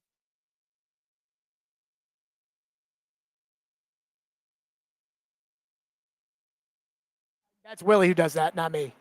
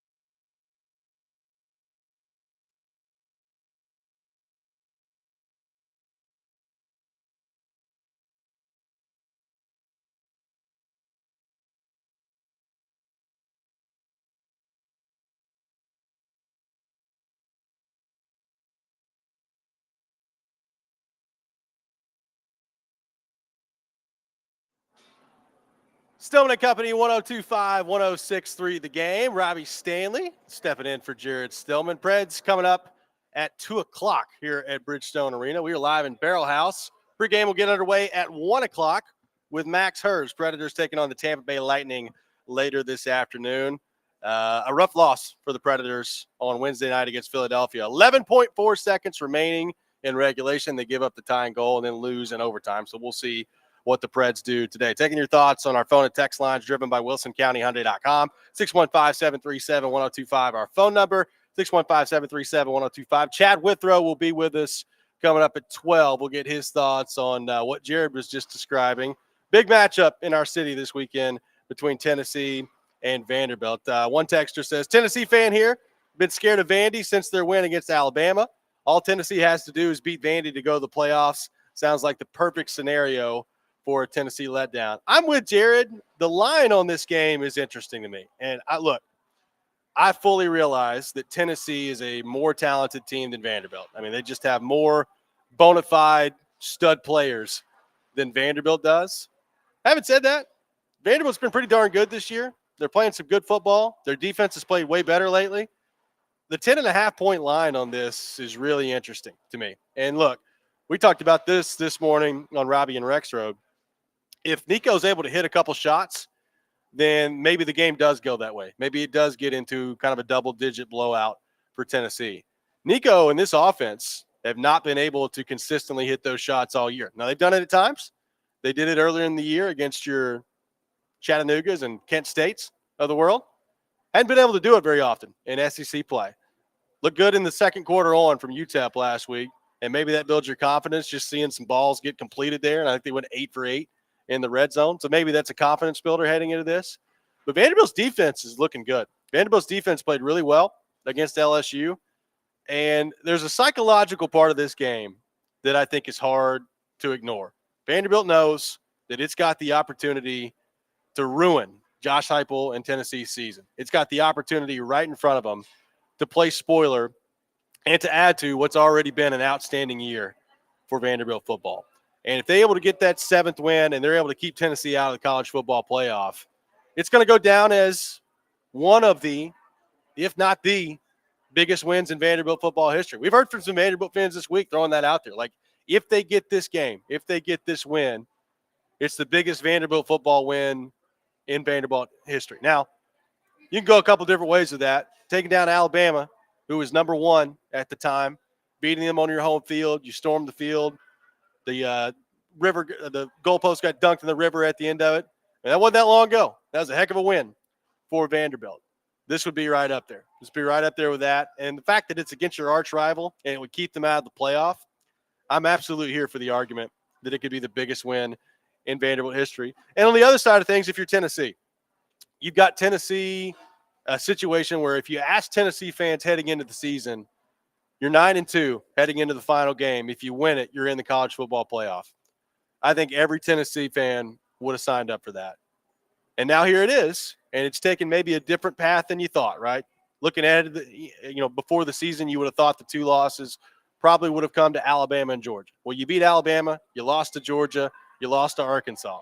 And yet here you are with a 2-loss team with an opportunity to win and punch your ticket into the college football playoff. Is Tennessee to the point? Is Josh Heupel to the point? Is this program to the point where they can handle that moment, where they can play their best football, where they can go on the road? And I realize the environment is going to be filled with a lot of Tennessee fans as well, but they can go on the road and they can punch their ticket and get a big win and punch their ticket to the college football playoff. We've seen Tennessee in the past not be able to do it, right? Like, the path to the college football playoff was there in 2022, and then the South Carolina game happened. And I know Hendon Hooker got hurt in that game. That game was over long before Hendon Hooker got hurt. I mean, they could not stop South Carolina in that game. It's not the same environment that you're walking into, but the stakes are even higher. You've got a chance to punch your ticket to the college football playoff. And if Tennessee does that, if they get this win, if they're able to punch their ticket into the college football playoff, I mean, you have to consider that a great success for Josh Heupel this year and a big step for Nico as well. Like, I heard Jared talking about Nico, and I would agree with him. Like, he is not – I described it this way earlier this week. He is improved as the second half of the season has gone on. He's gotten better. I think he's had some better games, some more consistent performances. But Nico Iamaleava has not lived up to what I think preseason expectations for him were. And maybe some of those expectations were outrageous. Like, maybe some of those expectations were never grounded in reality, because you're talking about a freshman quarterback, a redshirt freshman coming in, making his first season as a starting quarterback. But I do think there's more that was expected from him than what he's shown. The thing is, they haven't really needed him to do that, right? They've had one of the best defenses in the country. They got a running back that's had over 20 touchdowns on the ground, who is probably the best running back in the SEC, one of the best running backs in the country. So they've been able to win in different ways. But if the game does play out that way tomorrow, and it does come down to they need a drive out of Nico Iamaleava to go win a game, can he do it? Is that something that he can do? Is that something that, as the season has gone on, he's matured into? I don't know. I don't know what the answer to that is. I would also couple with him, which receiver is going to step up and make a play? Like Brew McCoy, a lot of people love Brew McCoy. I'm one of them. But I don't know that he's your game-breaking receiver. I don't think Tennessee has that. I don't think Tennessee has a game-breaking playmaker at wide receiver that goes up and just takes plays away from the defense, makes plays for your quarterback. So can they do that? It's going to be really fascinating to see. The 10.5-point line on this thing is really interesting. And if I'm Clark Lee, you're playing with a little bit of house money this week. You've already got 6 wins. You've punched your ticket to a bowl game. It's been an incredibly successful season for you. But can you get the final cherry on top? Like, this would be a heck of a win for him. And he's talked about the rivalry, his experience in the rivalry with Tennessee. He's played that up this week. I'm sure he's playing it up behind the scenes with his team. Diego Pavia made the New Mexico State comparison with Tennessee Vanderbilt, and just the hatred on both sides. I'm sure Diego Pavia has learned a lot about the Tennessee Vanderbilt rivalry this week and is ready to play his best. So Tennessee better be ready. Like, the stakes are there for them, but whatever Vanderbilt's best shot is, you're going to get it. You're going to get Vanderbilt's best shot. And is Vanderbilt's best shot good enough to beat Tennessee? I think so. Now, if Tennessee plays their best, then I think they'll be fine. Tennessee's a more talented team than Vanderbilt. But Tennessee better understand, I think, heading into this, that it's going to be a dogfight tomorrow. And I, for one, am really excited about it. I think it's going to be a great game here in our city. And I'm really interested to see how both sides kind of handle this. The stakes are huge. Stakes are huge for Tennessee. And you could look back on this at the end of the day tomorrow. If Tennessee wins, this could be a program-changing moment for them, punching their ticket to the college football playoff. I know it's expanded to 12. The expansion's probably not done. It's headed to 14.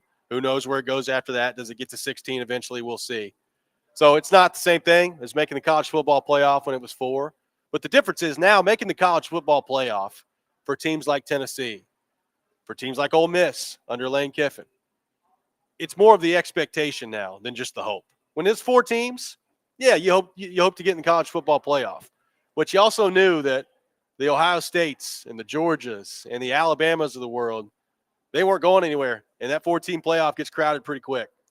12 teams, if it gets to 14 for sure, then I think everybody feels like they've got a shot.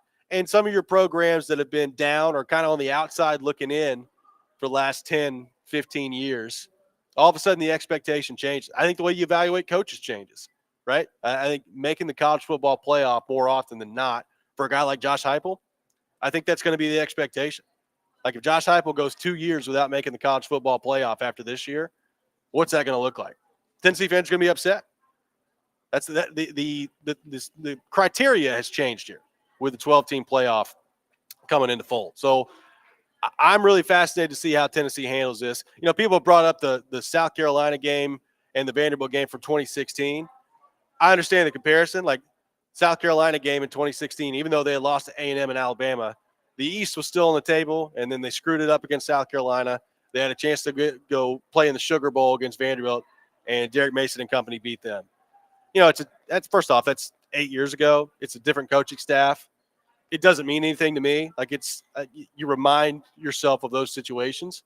But I will say for Heupel, you know, Heupel has won some big games in his Tennessee career. A lot of them been at home, right? Like the Alabama wins that they've put together have been at home. You've had a couple opportunities with big games at Georgia on the road that you've not been able to win. An opportunity last year against Missouri to win a big game on the road. Weren't able to do it. South Carolina in 2022. Big game on the road, game that you should have won. Could not stop them. So can you go get a big-time performance on the road and punch your ticket to the college football playoff? Really fascinated to see what this game looks like tomorrow. Randy on text line said, Alabama the biggest win. Tennessee would be the most satisfying and most consequential. Vandy football, I've been a fan since 1967. So there you go. I mean, you're talking about 2 games. If Vanderbilt gets this one tomorrow, what a special year for Vanderbilt. Already a good year, already exceeding expectations, already with a fantastic win against Alabama. But, man, if they could cap it off tomorrow against Tennessee, what a story that would be. We'll be joined by Chad Withrow from Hot Mic with Hutton and Withrow coming up next. We'll get his thoughts on the Tennessee and Vanderbilt matchup, his thoughts on the college football playoff, the Titans as well. You're listening to Stillman and Company, 102.5, 106.3 The Game.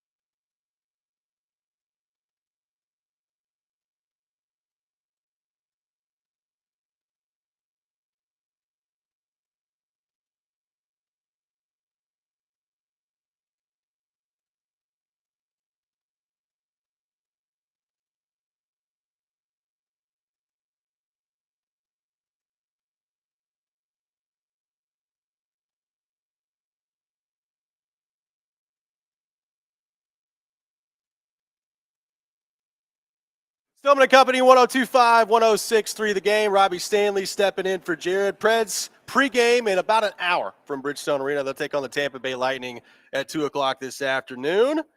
Big game for them after a rough loss for the Predators on Wednesday. Chad Withrow joining us now here on the program, brought to you by Moments Peace Salon and Day Spa. We head to our 102.5 The Game phone line, driven by WilsonCountyHyundai.com. Mr. Withrow, how we doing? What's going on? Doing well, Robbie. Good hearing from you, man, on the eve of what is the biggest Tennessee Vanderbilt game of our lifetime. So big times here in the Music City. There's no doubt about that. So let's just start there. It's the table's set for Tennessee. You win this game, you're in the college football playoff. Vanderbilt, 6 wins so far, an incredible win against Alabama earlier this year. And whatever their best shot is, I'm convinced that Tennessee is going to see it tomorrow here in our city. So what do you make of the stakes of this game and the moment for Tennessee and Josh Heupel to punch their ticket in the college football playoff? When I think about this game, Robbie, I feel like I'm in the midst of a great psychological horror movie, the way I think about it, because the rational side of my brain says that Tennessee is better. They're the best rushing offense in the SEC.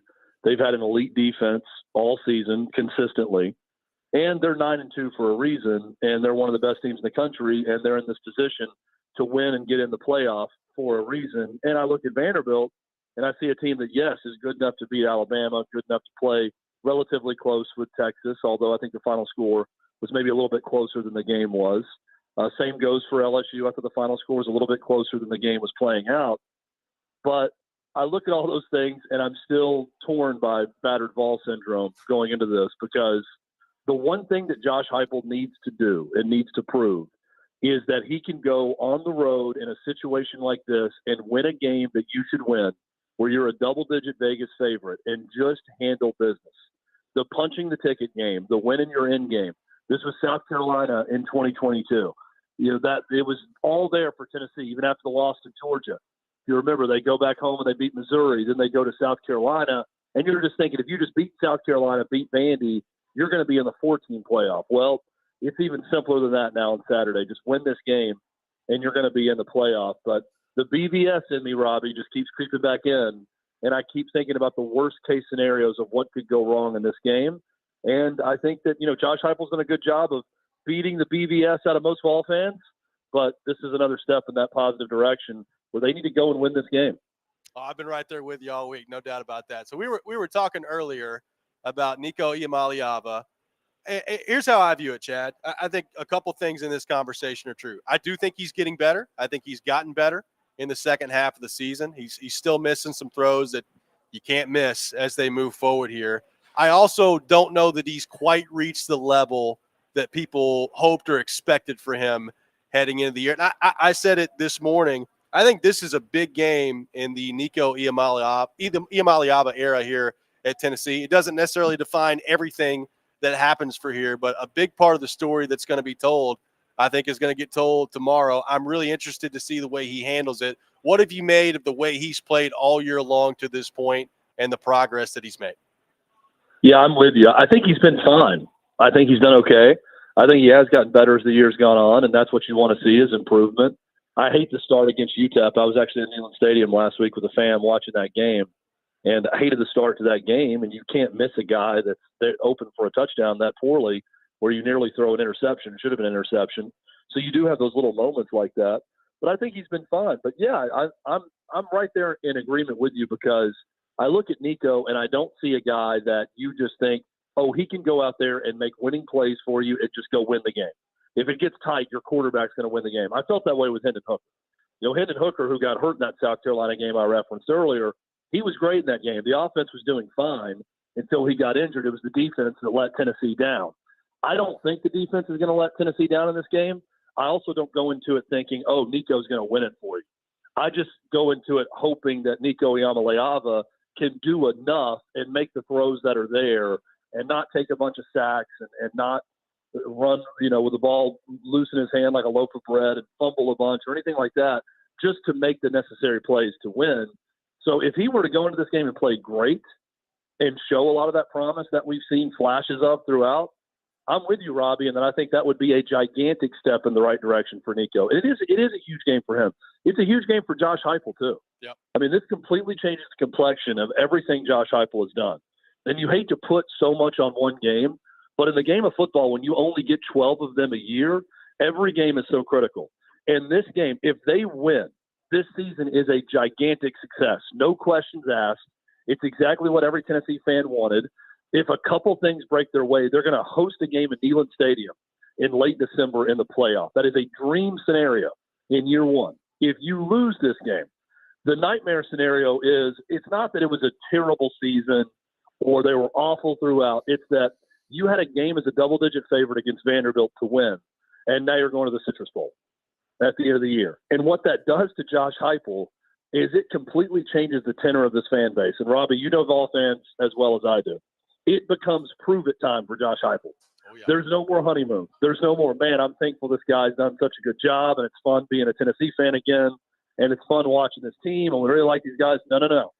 Going into the next year, it is prove it by going to a playoff. The expectation is Nico in year two is going to go to the playoff, and there's going to be a lot more anger around the fan base if that does not happen. Win this game, and everything is great. Lose this game, and I'm not saying that Josh Heupel's on the hot seat, but it does completely change the tenor of 2025 with this fan base and how they view Josh Heupel. So let me ask you this. Let's play the hypothetical, which I know is a dangerous game to play, but I'm going to do it anyway right now. Let's say they win the game. They punch their ticket to the college football playoff. How big of a threat is Tennessee in the college football playoff in your mind if they get there? I think if they get a game at home, they're winning. I mean, that's one thing Josh Heupel and his Tennessee teams have shown. They win at home pretty consistently. So, if one or two things break their way and they get that home game, I think they're winning at least one game.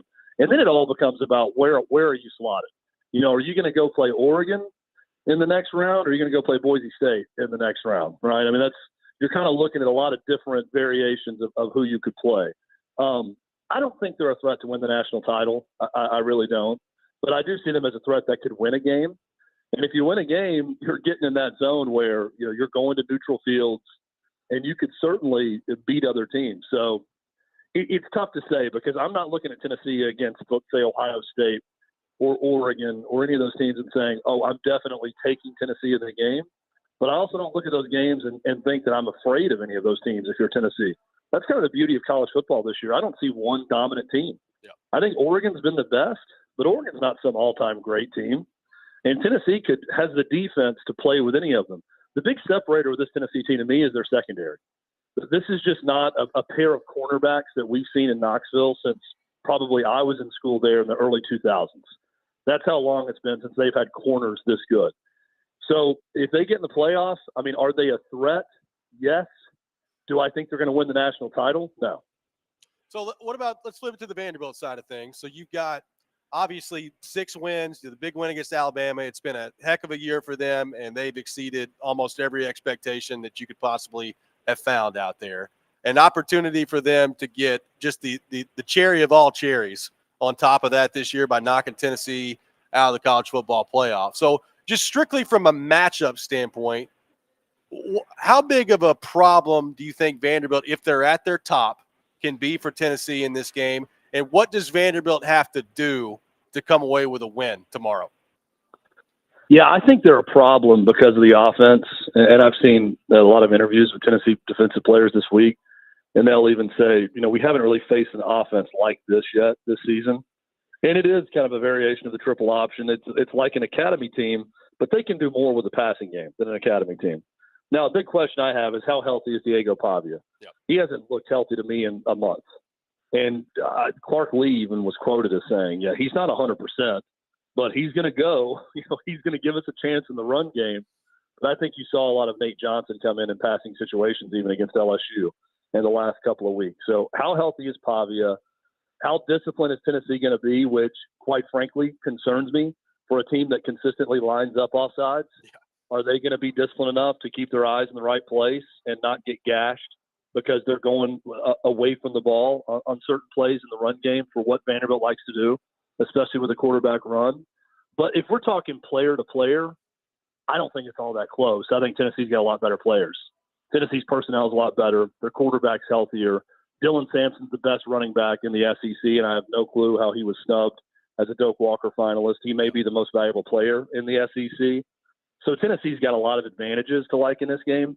It's just one of those, Robbie, where the script has to go perfect for Vandy, I think, to win. And it's possible that happens. But if Tennessee gets a 10-0 lead in this game, 14-0, I think it's all she wrote, the way Vanderbilt plays. Now, if Vanderbilt scores first and they could have these long drives,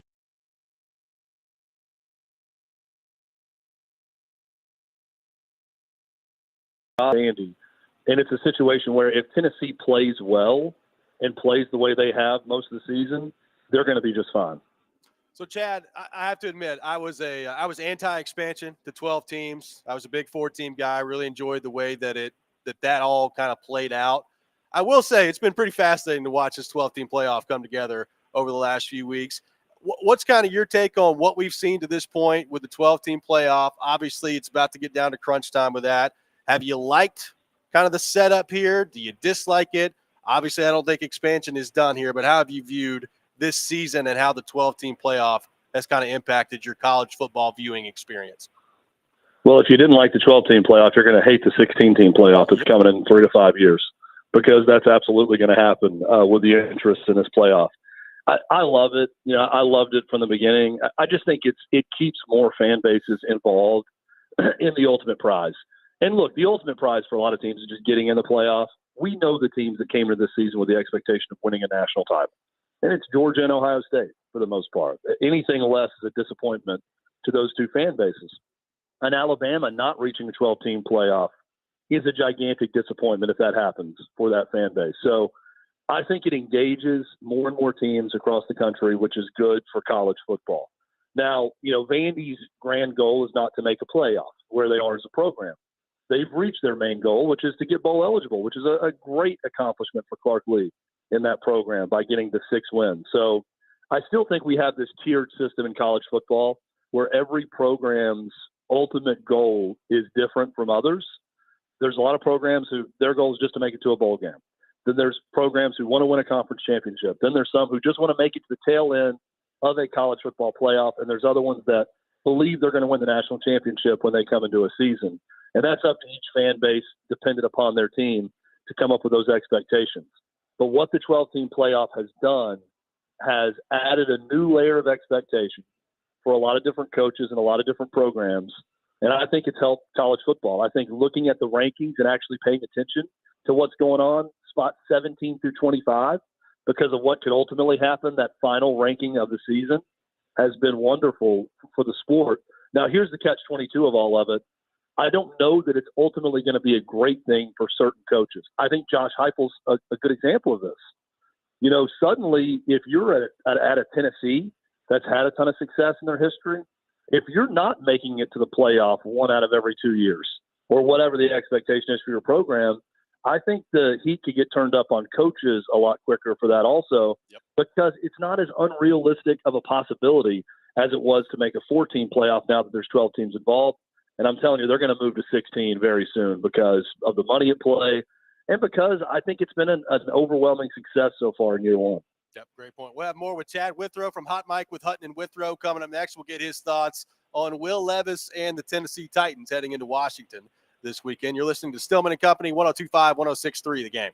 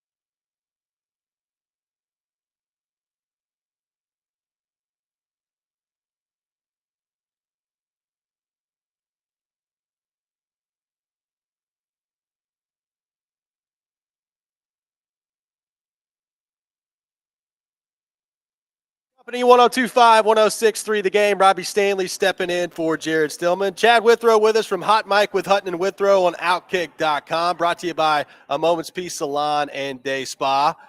Chad, Titans taking on the Commanders this weekend. 3 games in a row now where it's been better from Will Levis. Now, obviously, the beginning of the season for Will Levis was horrendous. It was not going well. He's played better the last 3 weeks, played well, save for a pick 6 against Houston on Sunday.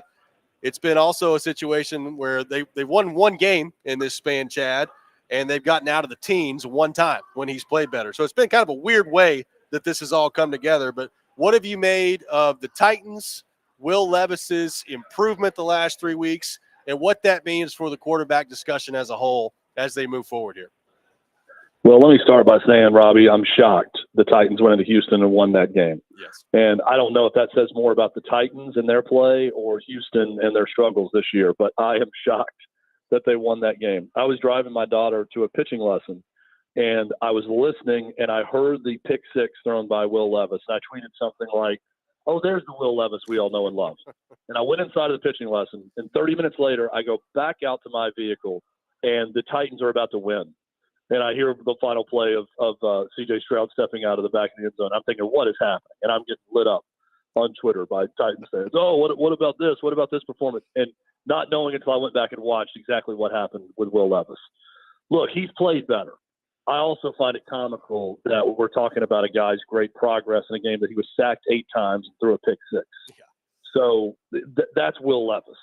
He can wow you with a few throws, and I thought he did in this game. He's got good mobility. He can run. But I've seen a little bit smarter play from him, but not enough to ever consider him as a possibility to be the long-term option at quarterback for the Titans. The guy's 25 years old. And I'd get it if he was in his rookie year as a 21-year-old rookie. He's a 25-year-old. He's an older second-year player. He's had enough starts under his belt now where he should be even better than this. And I just have no level of comfort even considering him to be the long-term option for the Titans. Now, if you get in a spot where you're drafting because they win a few more games and you're not drafting in a great spot where you can trade down and get a bunch of picks or get the quarterback that you want, or if you just don't simply like any of the quarterbacks in this draft enough to go after them, could Will Levis be the stopgap guy before the next one? Sure, if there's not a veteran free agent that you want to go out and get. But Will Levis as the starting quarterback for the Tennessee Titans and the franchise quarterback, that's a hard pass for me. Well, it's a hard pass for me too. Look, I think even the most optimistic of people, I would hope, are a long way away from the long-term answer at quarterback being a part of the discussion. I will say though, Chad, like next year is interesting because, obviously if you're the Titans, it really takes one. Like if you like one of these quarterbacks a lot, maybe he falls to you and you're able to select him there. But if not, and the Titans have the same opinion that a lot of people seem to have about this next quarterback class, which is it's not all that good. Like I am really interested to see what they do there because I don't think it's ever a good idea to really force it at the quarterback position. There's not a ton of options that are great in terms of the veteran free agents. We'll see what ends up happening with, Sam Darnold and those type of guys. But like the Levis coming back next year, I think on the surface, that's not very exciting for a lot of Titans fans. But that may ultimately end up being what makes the most sense for them just based on the quarterback environment around them right now. Yeah, I think the question for Titans fans is, what is your appetite or your tolerance for failure to ultimately achieve ultimate victory? Yeah. Because that's kind of the situation I'm in right now with the Titans. The organization is just a mess. The word I keep coming up with is it's rudderless. There's just no sense of stability or here's what you can bank on or here's who's in charge and here's who we're confident in. That goes from ownership down to general manager to coach to quarterback to defensive leader. There's nothing I can hang my hat on with the Titans organization right now. So then you got to ask yourself, if you're trying to get to a better spot, well, how do we get to a position where it's an organization you can feel good about or at least have some sort of stable confidence in a part of the organization or the team? Well, you're going to have to fail even more to get there. Because I think the way to do that is to draft a quarterback eventually with a top 3, top 5 pick you're going to hit on, and he's going to be your franchise for years to come. I'm also with you, Robbie. I don't even like a lot of the quarterbacks in this draft. There's no one I'm in love with. I'm liking Shedeur Sanders more and more. The more the season goes on and the more I watch him. I like Cam Ward, but do I want to draft one of those guys to be my franchise? I'm not sure. And if the Titans aren't sure about that, they should not draft those guys. You just go and get a high pick and get a great football player with that pick, or you trade down and get more picks. And yes, I think you consider the option of bringing Will Levis back to just go out and see what you got the next year, knowing that you're not a playoff team still. And again, to do that as a fan of the team, you got to understand and have that tolerance for it's going to get maybe even worse before it gets better. There's not going to be some sort of miraculous turnaround when you don't have your quarterback. There's been a miraculous turnaround in Washington, the Titans' next opponent, because Jaden Daniels has hit big time in year one. Right. But even with that team, we're seeing some of the struggles with 3 straight losses. So well, then does the owner have any appetite to do that too? Because you're right. That's exactly what it may take. And I wonder if she's got any appetite to actually do that. I wonder what she's thinking day to day. I mean, to be quite honest with you, like, tearing up over a win over the Texans when you're 3-8, when quite frankly, you need to be losing games to get a better draft pick is just weird to me.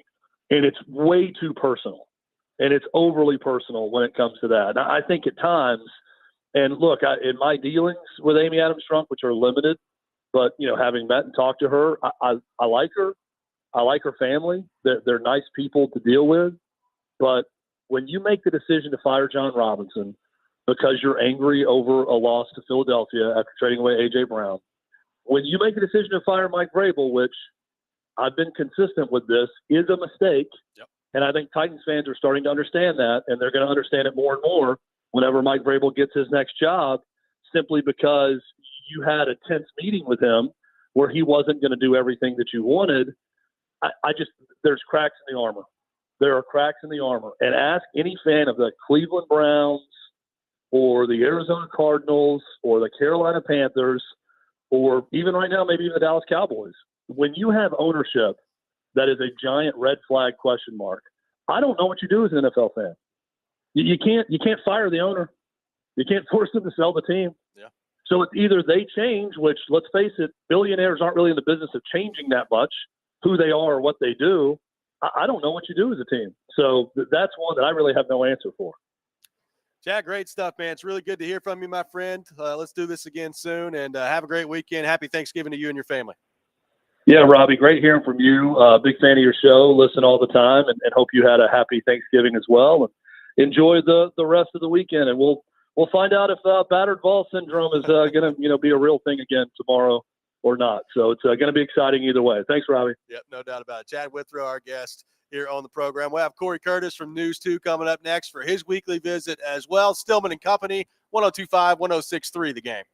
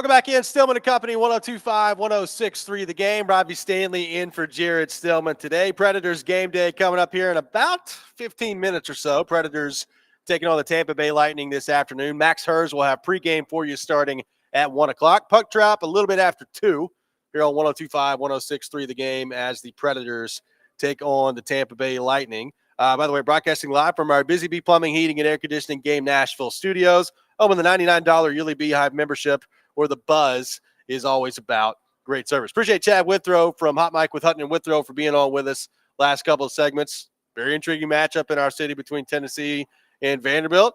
And also very interested to see how the Titans follow things up this weekend against Washington. Going for win number 2 in a row. They have not won back-to-back football games since early November of 2022. I guess more accurately, mid-November of 2022. They beat the Denver Broncos on November the 10th, followed that up a week later, took down the Green Bay Packers.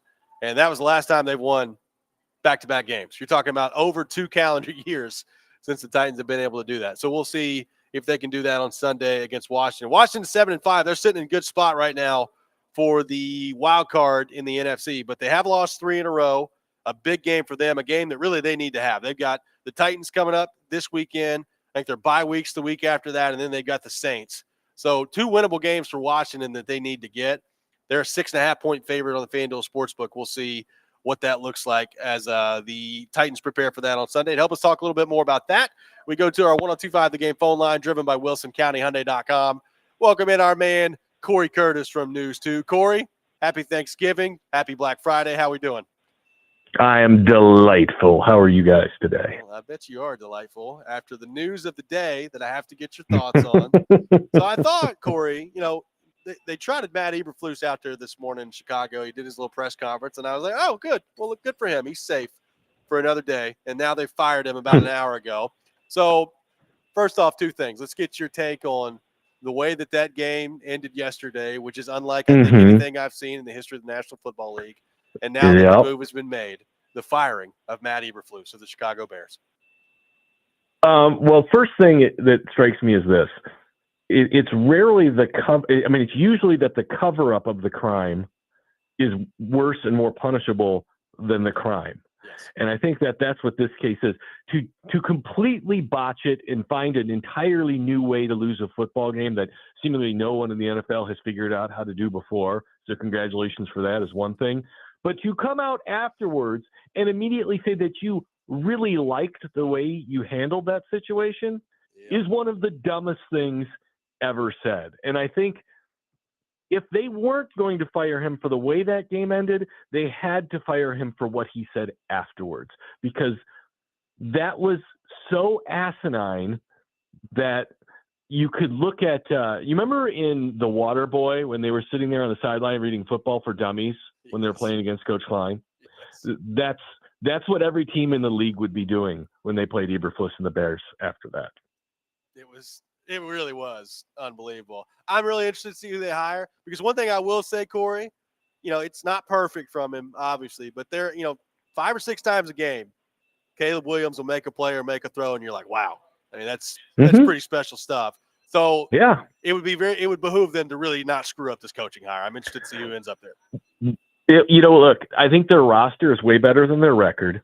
And I think the fact that even with an incompetent coaching staff, I think they've lost like 4 games in a row by a field goal, pretty much. Yeah.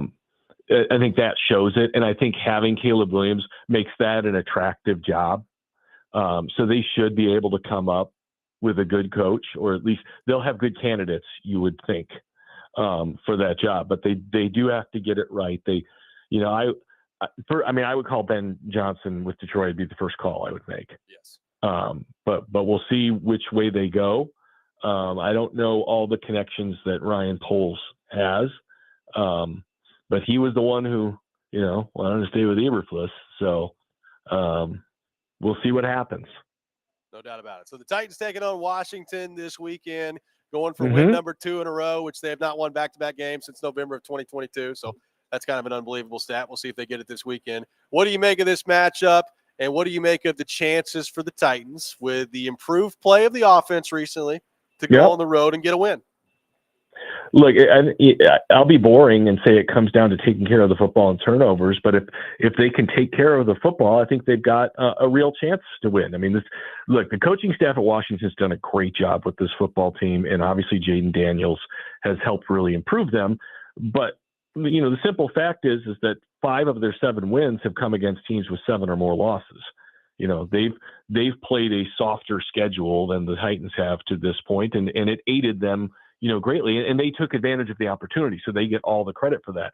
But they're not a juggernaut at this point. And I think it's a game where the Titans can go in, and compete. If the 2 big guys can continue to play like they have inside, if Levis can continue to make plays, and they can continue to run the ball, as long as they don't turn it over, I think they can be in position. This is a Washington team giving up 145 yards rushing a game. So I think you've really got to look at Tony Pollard in this one, and they should be getting back Tajay Spears. And then, they don't need to air it out. I think you can go play action in this game. Ridley, though, has become the weapon you wanted him to be. So it's just, like I said, I think if you can win the turnover battle, you've got a real opportunity to win the game. If they don't win the turnover battle, it'll be a struggle, just like a lot of them have this year. So I want to ask you this question because Rex Rant has put it out there. He said it earlier this morning. If they win this game, he's going to start having the conversation about, hey, they're 4-8. They've got Jacksonville twice. They've got a Bengals team that's not very good. They've got the Texans at the end of the year. And the path towards getting back in the playoffs and potentially even winning the division is there. And I will say, like Texans, I think have Jacksonville and Miami, their next 2. They should win both of those games, but then they've got Kansas City and Baltimore. So they could end up very easily 9-7 by the time that last game rolls around. If the Titans that would be Sunday, impossible because they've got 8 losses already. I'm talking about the Texans at the end of the year. Oh, okay. Maybe I misspoke there. But no, I probably misheard you. If that happens, if the Titans get this win on Sunday, are you going to allow yourself to start talking about considering the possibility that they can go on a run and challenge for a playoff spot toward the end of the year? No. Look, if they win this game, do I think that they can salvage the season into looking something a little bit more like we thought it would be in that 7 to 8 win range? Sure. But look, you've won 3 games. You haven't won 2 in a row in forever. Winning 2 in a row would be a nice start, but that doesn't entitle them to anything. But Joe is right. I mean, they have 6 games left, 4 against NFL teams and 2 against the Jaguars. So, they're in position to win some games. But look, I remember a Titans team with Matt Hasselbeck, a quarterback that went to Indianapolis, and I can't even remember who the Colts trotted out there and won with that day. Might have been Dan Orlovsky or something. Curtis Painter. Until you're that team that knows how to take care of business every week, kind of like, the Chiefs and stuff, you find ways to lose on occasion. And, this team certainly hasn't showed us that there can be an expectation to win on a weekly basis. Yeah, no doubt about that. Last thing for you, Corey. We talked about the quarterback earlier this week, playing a lot better. Yep. And, he had the pick 6 on Sunday. But other than that, he's throwing the ball really accurately, not really putting it in danger. If he does it again, let's say maybe save the pick 6, and he plays well for a 4th consecutive game, how does that influence how you view quarterback next season if you're Brian Callahan, Rand Carthon, and the Titans? Well, look, I don't make that decision in a bubble, all right? I don't base it on 1 game, 2 games. I'm basing it on a trajectory, all right? And that's why, I didn't freak out at the beginning of the season. I said, this isn't good enough, all right? And if this is the path we're going to go down this season, but I need to see the rest of the season. He needs to keep playing. Because with these young quarterbacks, we need to give them the opportunity to make mistakes and improve. I don't expect them to all have it all figured out day one. And I think for some reason, because some guys have come in and been really good right off the jump, that's now the expectation. And that's just not reality. Now, you can decide a guy isn't going to be the guy or whatever, but I think you need I think we all need to learn some patience, because even when he threw the pick six last week, I made a point to say, I am not going to let this one pass cloud my judgment on his performance in this football game. You throw the ball enough, you're going to throw picks. Okay. It's going to happen. Now, the question is, do they learn from their mistakes? And he appears to be learning from some of his mistakes. Is there more room to grow? Absolutely. But if he continues to play like this to finish out the season, again, I'm not going to make my judgment on this next game, but to finish out the season, I don't love the quarterback class next year. I would think they would continue to roll with him to see if he can get another year better, continue to build around him. So I think, all you're looking for is this continued trajectory. And if he can stay on it, I think you have to continue to ride with it. Because, he's shown you, yes, he's shown you he can make plays to lose football games. You're hoping you can coach those out of him. And I think, you're starting to at some level, but he's certainly shown you he can also make plays to win football games. Look, Malik Willis is a perfect example. For 2 years, we didn't even know he could complete a forward pass. And then this year, he looks like a completely different guy. Right. He needed time to get better. And, I think we need to afford Will some of that. And Will was certainly way ahead of where he was in year 2. So, I think we're headed down the correct path. And I know I'm giving you a really long answer. And since Jared isn't talking here, I will point out, because he likes to give me a hard time about my 4,000 yard bet before the season for Levis. The last 3 games, if you project that over 17, it's 4,250 yards. What you're saying is you were right all along. Just took a minute. No, I'm not saying I was right all along, but I'm saying that ability is there. Yep, no doubt about it. Corey, happy Thanksgiving to you and your family. Hope you had a great one. You Hope too. you have a great weekend. And I will talk to you on Monday morning. All right, let's see if we can get a victory today, because this hockey team could use 1 or 19 of them. Yeah, that would be nice. That was a tough way to end it the other night. Corey, have a good weekend. Yeah. All right. Bye-bye. All right, Corey Curtis from News 2, our guest here on Stillman and Company. Predators game day coming up next. Preds taking on the Tampa Bay Lightning today. You're listening to 102.5, 106.3, The Game.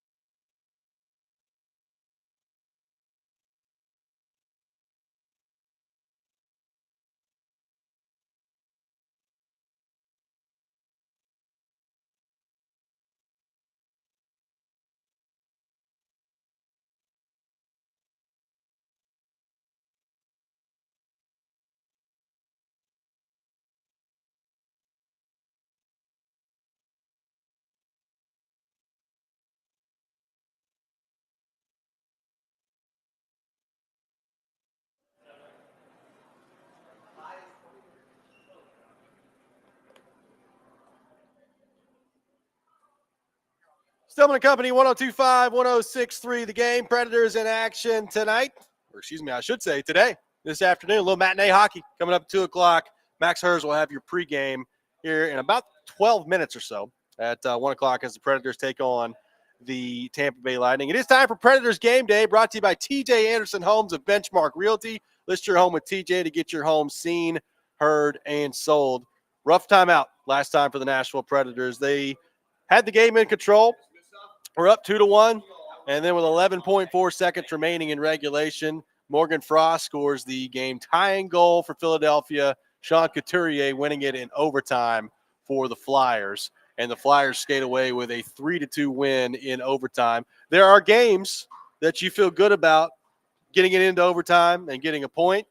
That was not one of them for the Nashville Predators on Wednesday as they take on the Flyers. So a back-to-back set coming up starting today. They take on Tampa at home.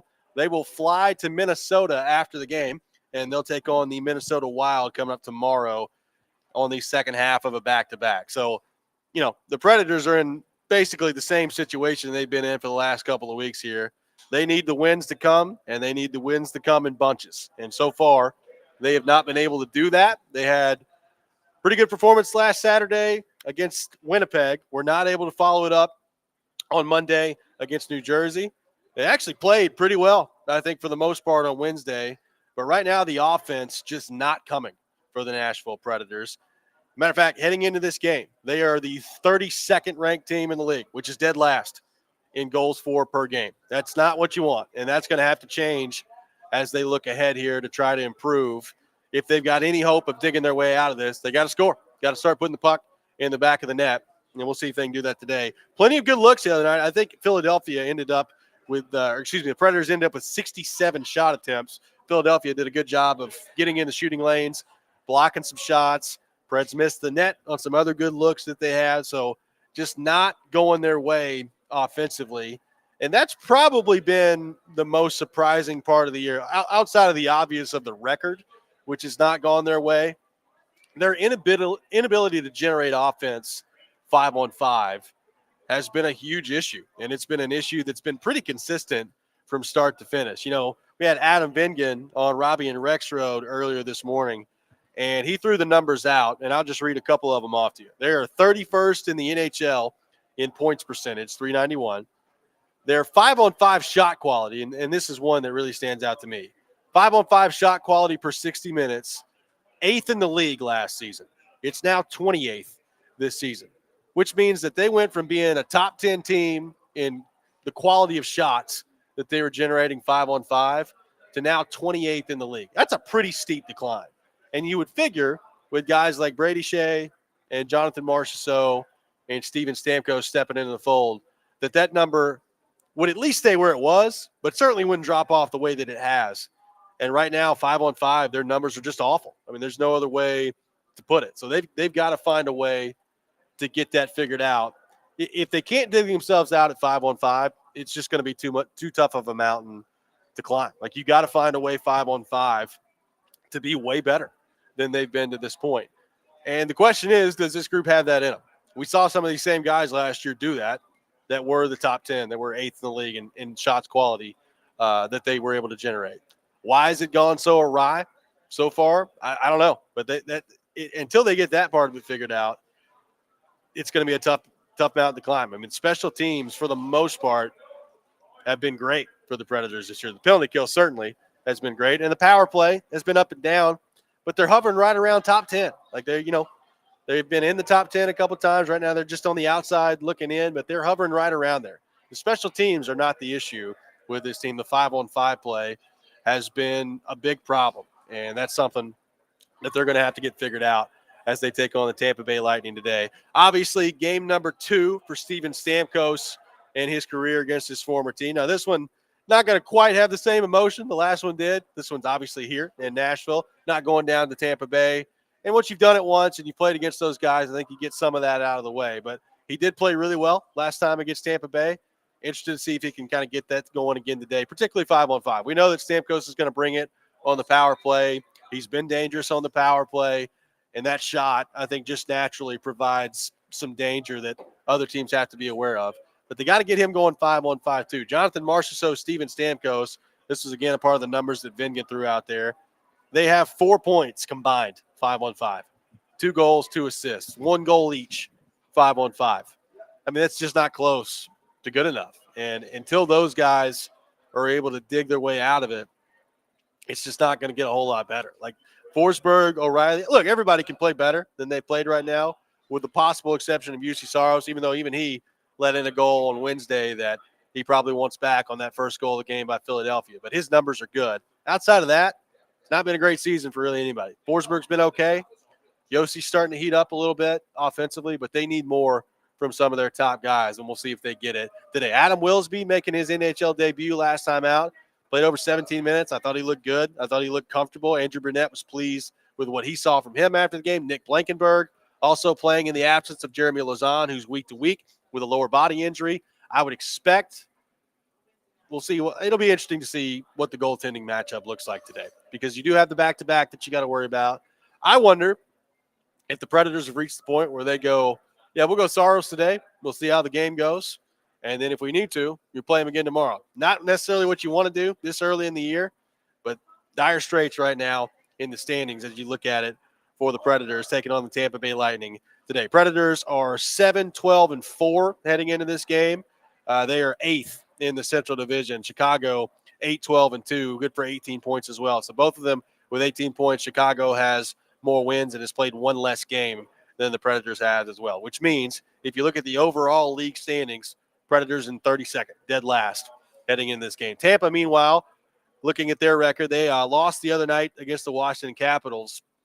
Tampa Bay is 11-8-2. So right now, the final wild card team in the Eastern Conference, the Tampa Bay Lightning. Jake Gensel fitting in on that top line with Braden Point and Nikita Kucherov. Ryan McDonough, former Predator, back in Tampa, seems to be settling in pretty nicely as well. So a homecoming of sorts for Ryan McDonough today after spending a couple of years here with the Nashville Predators. So I'm sure he'll get a nice ovation from the crowd. And we'll see if the Predators can stack a couple wins here. I mean, you've reached the point in the standings where they really need to get on a roll. It'd be nice for them to come away with both of these wins, both today at home against the Tampa Bay Lightning and then tomorrow against the Minnesota Wild. Predators Game Day brought to you by TJ Anderson Homes of Benchmark Realty. List your home with TJ to get your home seen, heard, and sold. Big weekend coming up in our city in the world of sports. Preds in action today. Tennessee and Vanderbilt tomorrow for a big one. Vols win, and they're in the college football playoff. Vandy wins. They ruin it for their rival. They get to win number 7 on the season, and what a cherry on top that would be to close out the year for Clark Lee and company. Absolutely a massive game between Tennessee and Vanderbilt. And then the Titans going for back-to-back wins on Sunday as they take on the Washington Commanders. It's been 2 calendar years since the Titans have had back-to-back wins. So we'll see if they're able to catch that on Sunday against Jaden Daniels and the Washington Commanders. Hope everybody had a wonderful Thanksgiving. I got to tell you, watching a little football yesterday, watching the Chicago Bears pull off one of the dumbest things I think I've ever seen, and then resulting in the firing of their head coach this morning. Had me some nice turkey in my belly, some good food, some good dessert. Took me a nice nap in the afternoon so I didn't have to watch the New York Giants and the Dallas Cowboys play football, because thank God that was the game we got to watch yesterday afternoon. Hope everybody had a great Thanksgiving. I hope people have a wonderful Black Friday. Take advantage of those deals. By the way, if you're coming to the Preds game, Gold Friday going on, so make sure you check out the Pro Shop. They got all sorts of deals that are running today for Gold Friday as well. Hope everybody has a wonderful weekend. Stillman and Company will be back at it from 2 to 6 on Monday morning. We'll be back at it on Robbie and Rex Road starting from 6 to 9 a.m. Hope everybody has a fantastic rest of your weekend. You're listening to 102.5, 106.3 The Game.